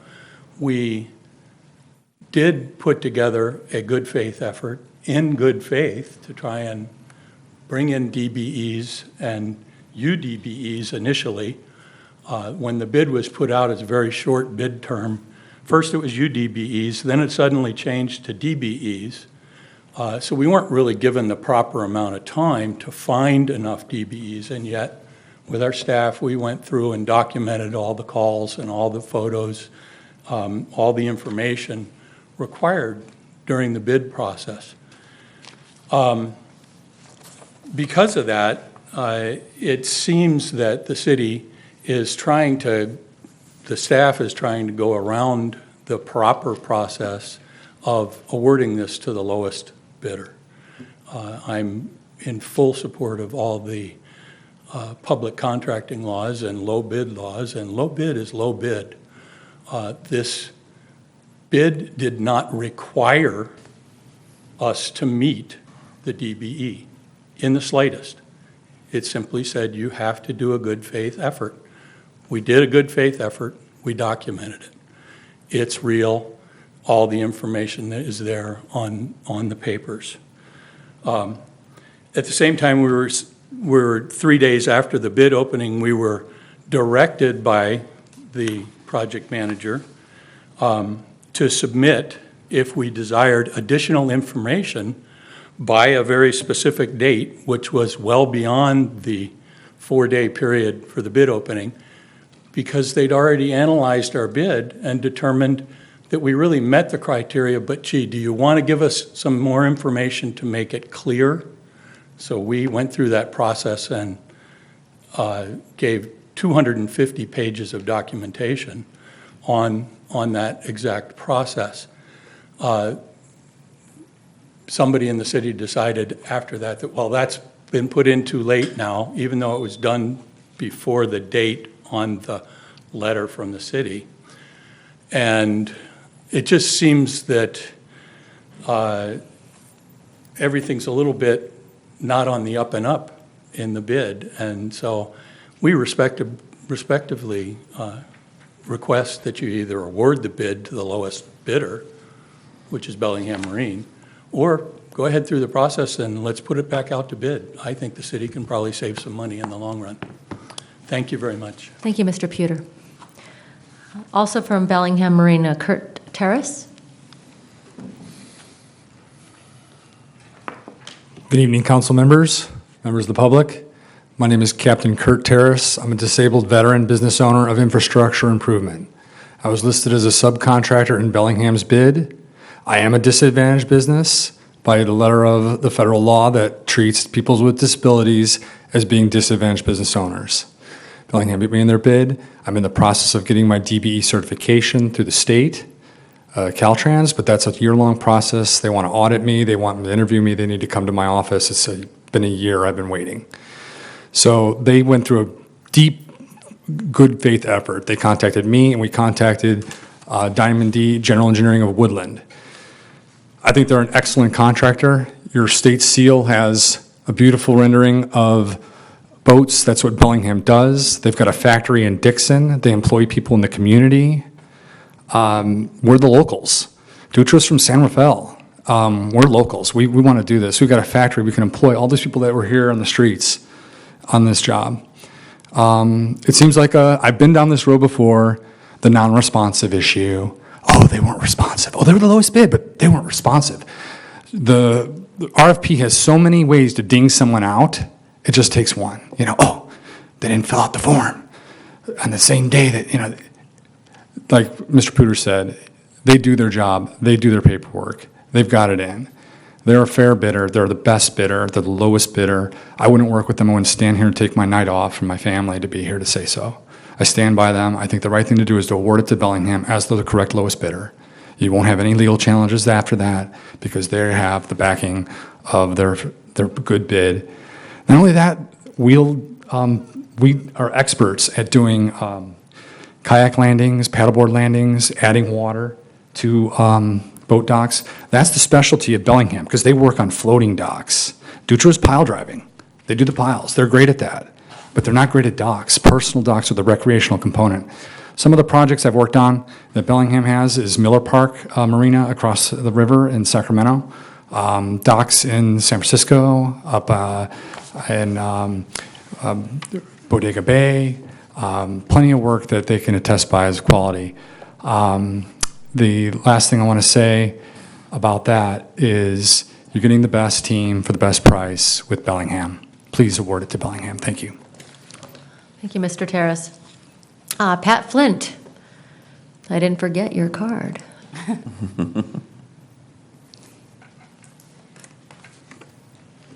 Tall people in this room tonight.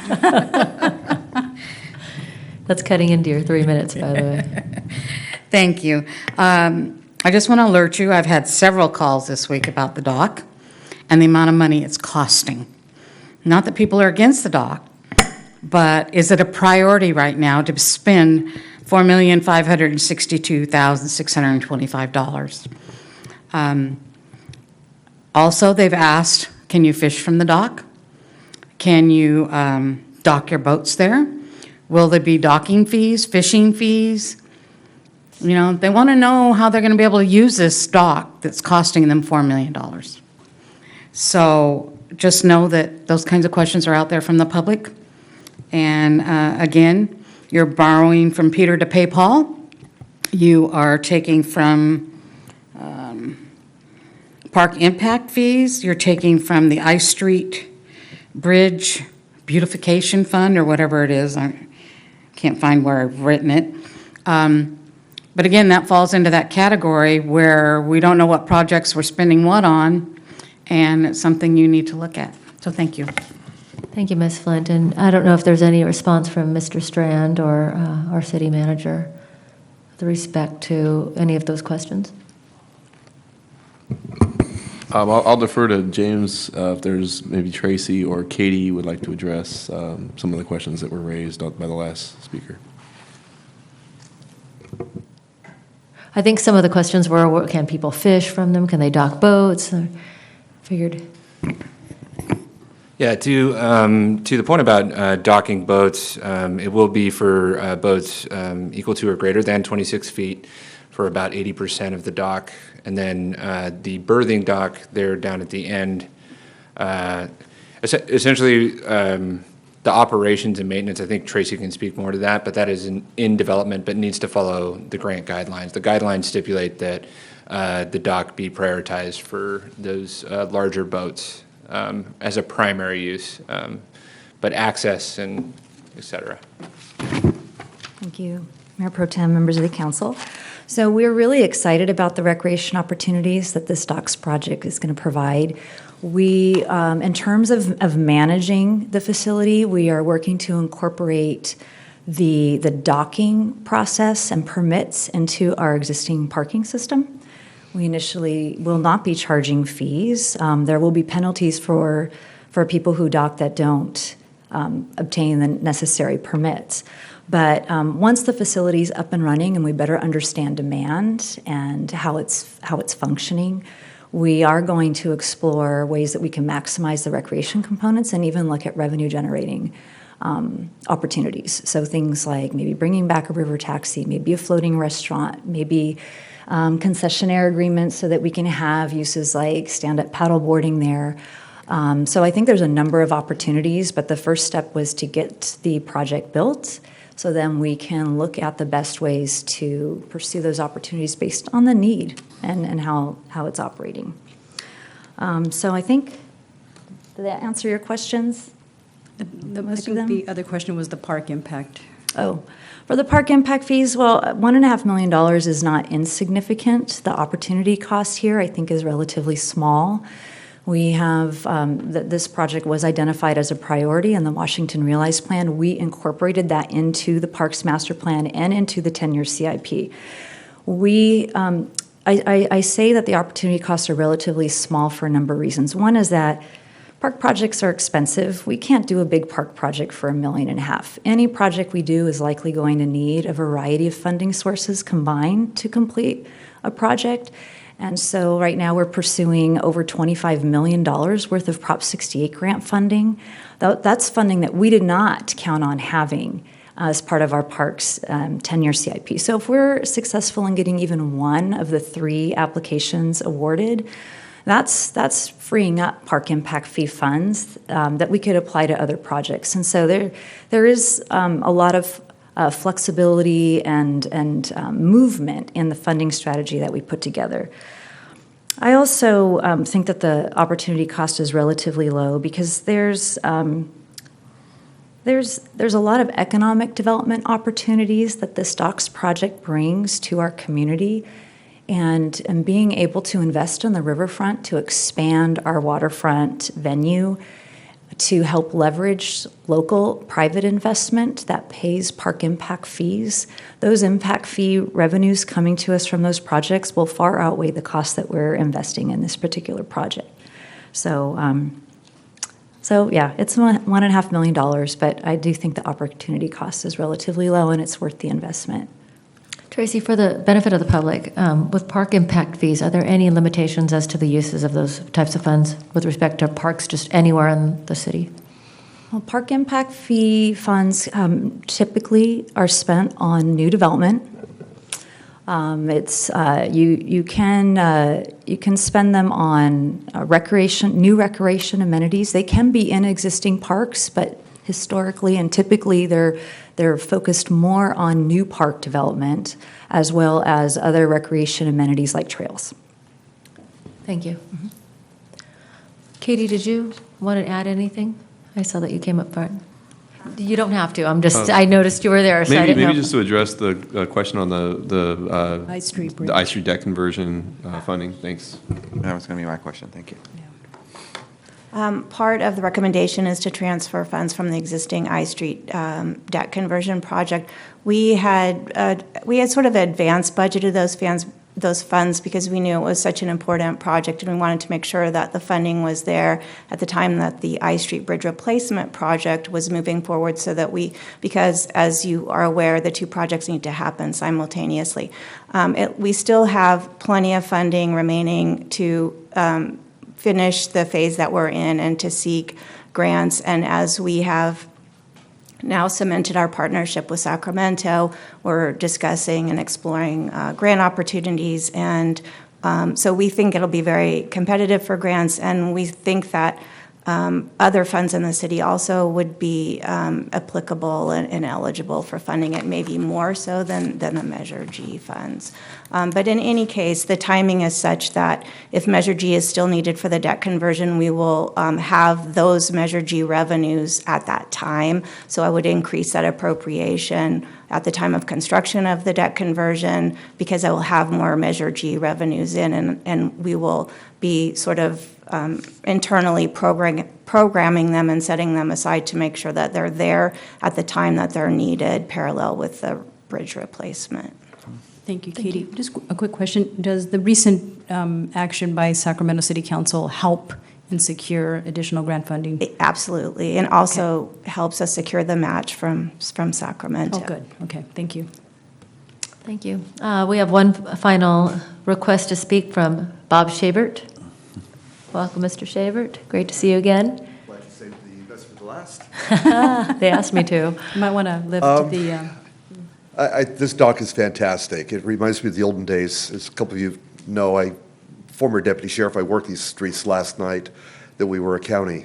And I remember Rayleigh's Landing out there. I remember Tom Rayleigh having his boat. I remember a few choir practices at his bar down there, too. Bringing this back is fantastic for West Sacramento, just for image. You know, people look over from Sacramento, look over the Premier side, they're going to see our new dock. They're going to see a lot of really a beautiful waterfront. What it's going to bring for water, I'm here basically because the water safety and recreation. It's going to clean up our waterfront. Like Milani pointed out, we're not going to have animals dying in debris. People can come up, they can, from the Bay Area, tie their boat up, go to a ball game. It's just really fantastic. While we're making plans, I like to get my 2 cents forth in for the Coast Guard Auxiliary. 20 years ago, we had a radio station in Sacramento, the Sacramento area was for the Marine Band radio. As any of the boaters in the room know, your Marine Band radio is good for about 12 to 15 miles. Nearest station's Rio Vista, 40 miles away. And if we can incorporate a small little radio area, that'd be great. We can man it with auxiliary volunteer help on weekends. And again, add to the water safety aspect of this project, which I encourage you folks to move forward with. It's really great. Thank you. Thank you, sir. That concludes the response from the public. I will turn it over to the council for comment. I have a quick question regarding levee improvements. Are there any levee improvements that we have planned in this particular area? I heard about the water eroding and from one of those that have testified. I'm not currently aware of any levee improvements in conjunction with this project. Okay, thank you. Councilmember Ledesma. Thank you. And thanks to staff and Mayor Pro Tem for the questions around the funding, because that's where my questions were going to be. This is the grants and the funding we found to be able to pull this off is an extraordinary opportunity. For a long time, Rayleigh's Landing, I worked in the ziggurat when Rayleigh's Landing was somewhat operational on the river. Otter taxi was used, and that was, I hate to say, 20 years ago.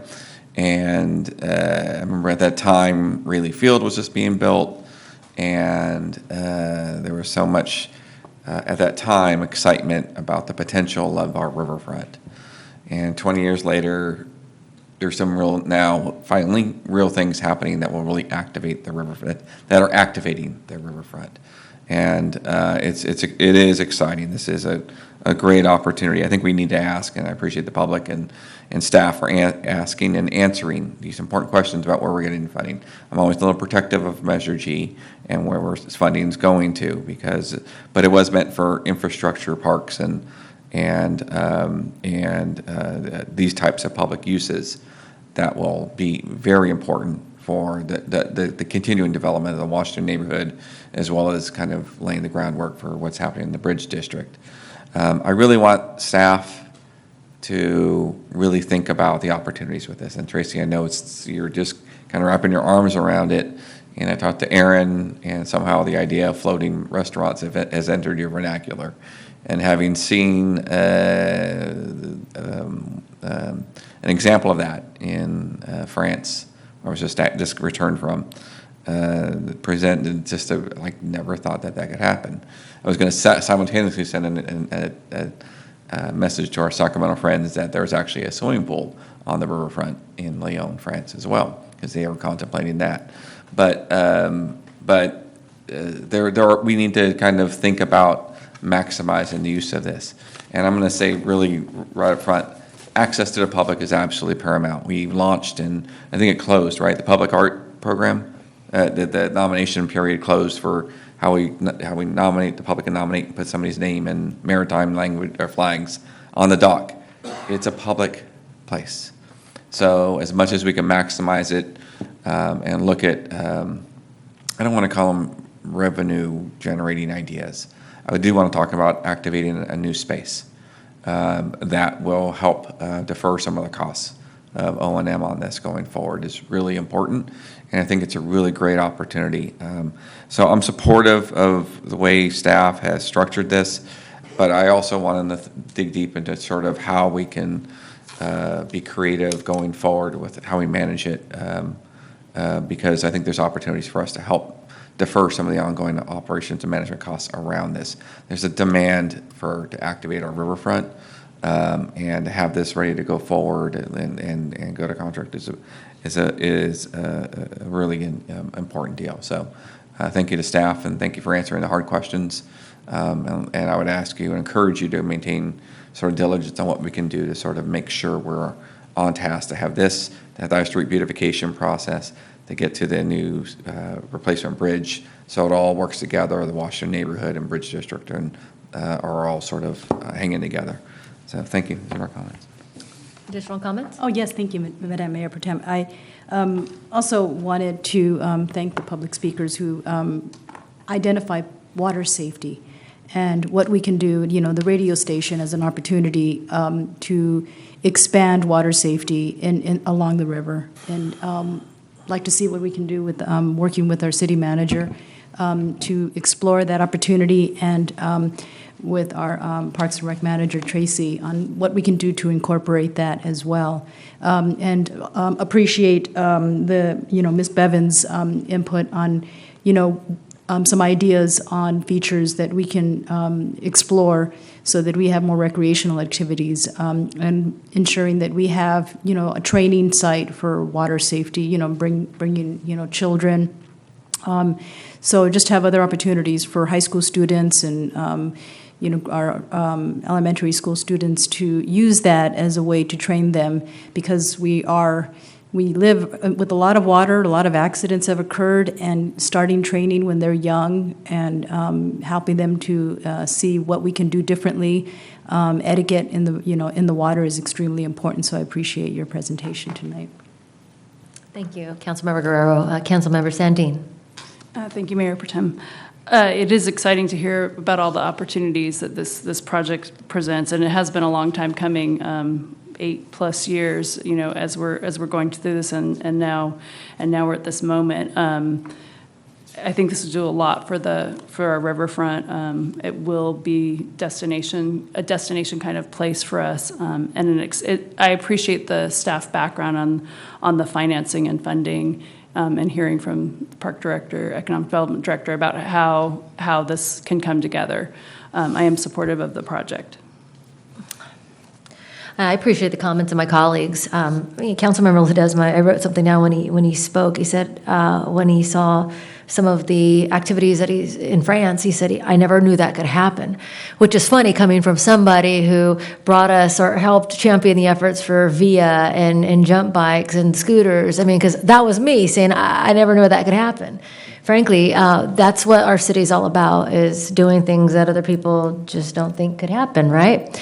And so, I gave this item a lot of thought, frankly, but, and had discussions with folks that whose thoughts I respect. And the river is one of the most incredible amenities that West Sacramento has. And it's so underutilized right now. I mean, the prospects for the future are incredible. But right now, we're just in the initial stages of imagining what we can be doing with this space.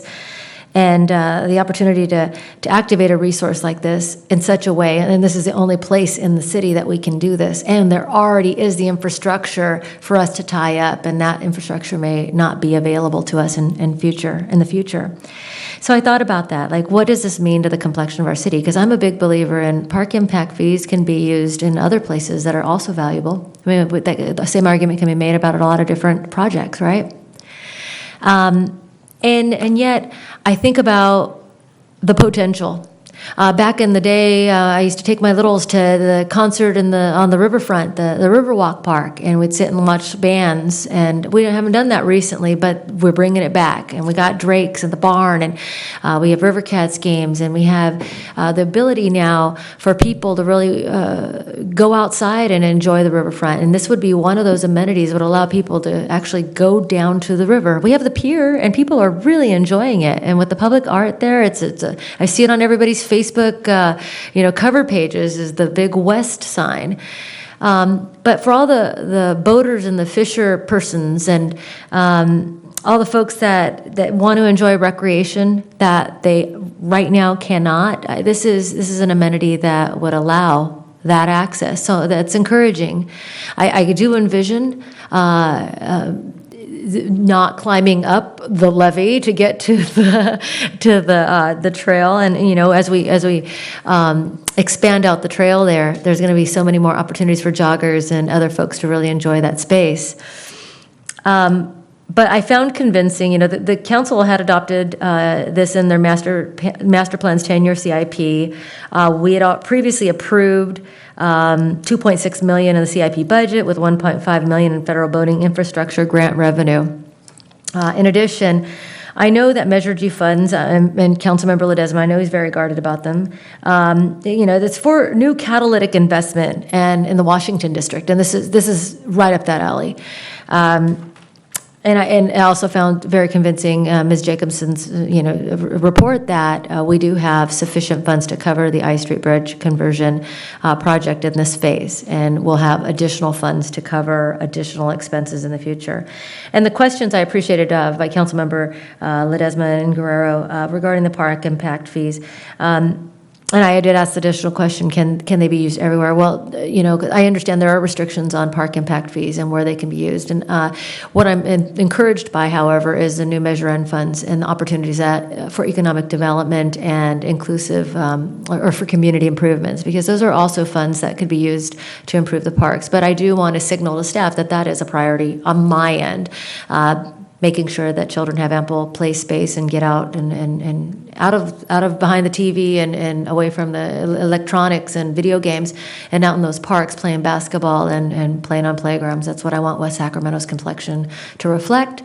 That's why we've made those votes for improvements to Memorial Park and to Bright Park, and I want to continue that effort. And I think this is just another park that we can create for our children in a different experience in West Sacramento.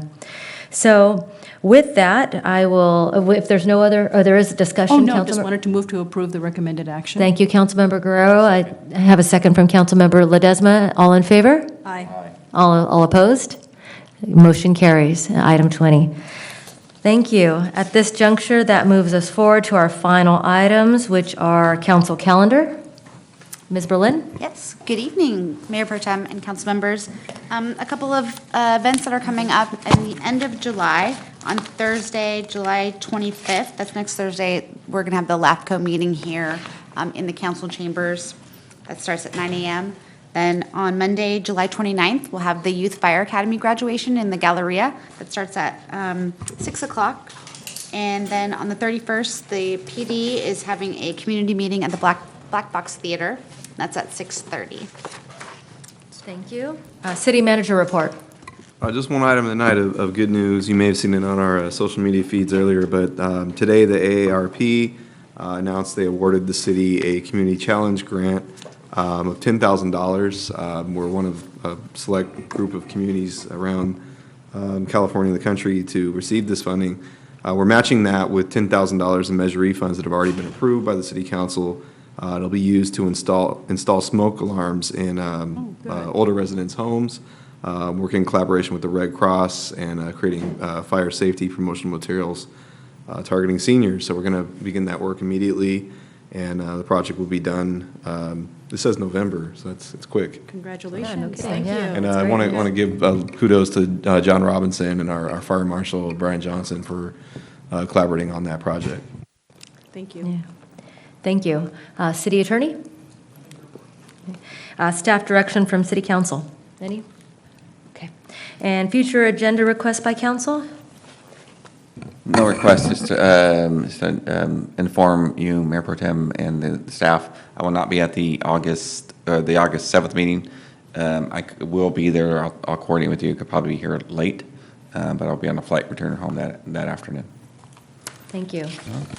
If there's no further discussion with council or any future agenda items, I will entertain a motion to adjourn. Move to adjourn. Motion by Councilmember Guerrero and second by Ledesma. All in favor? Aye. Motion carries.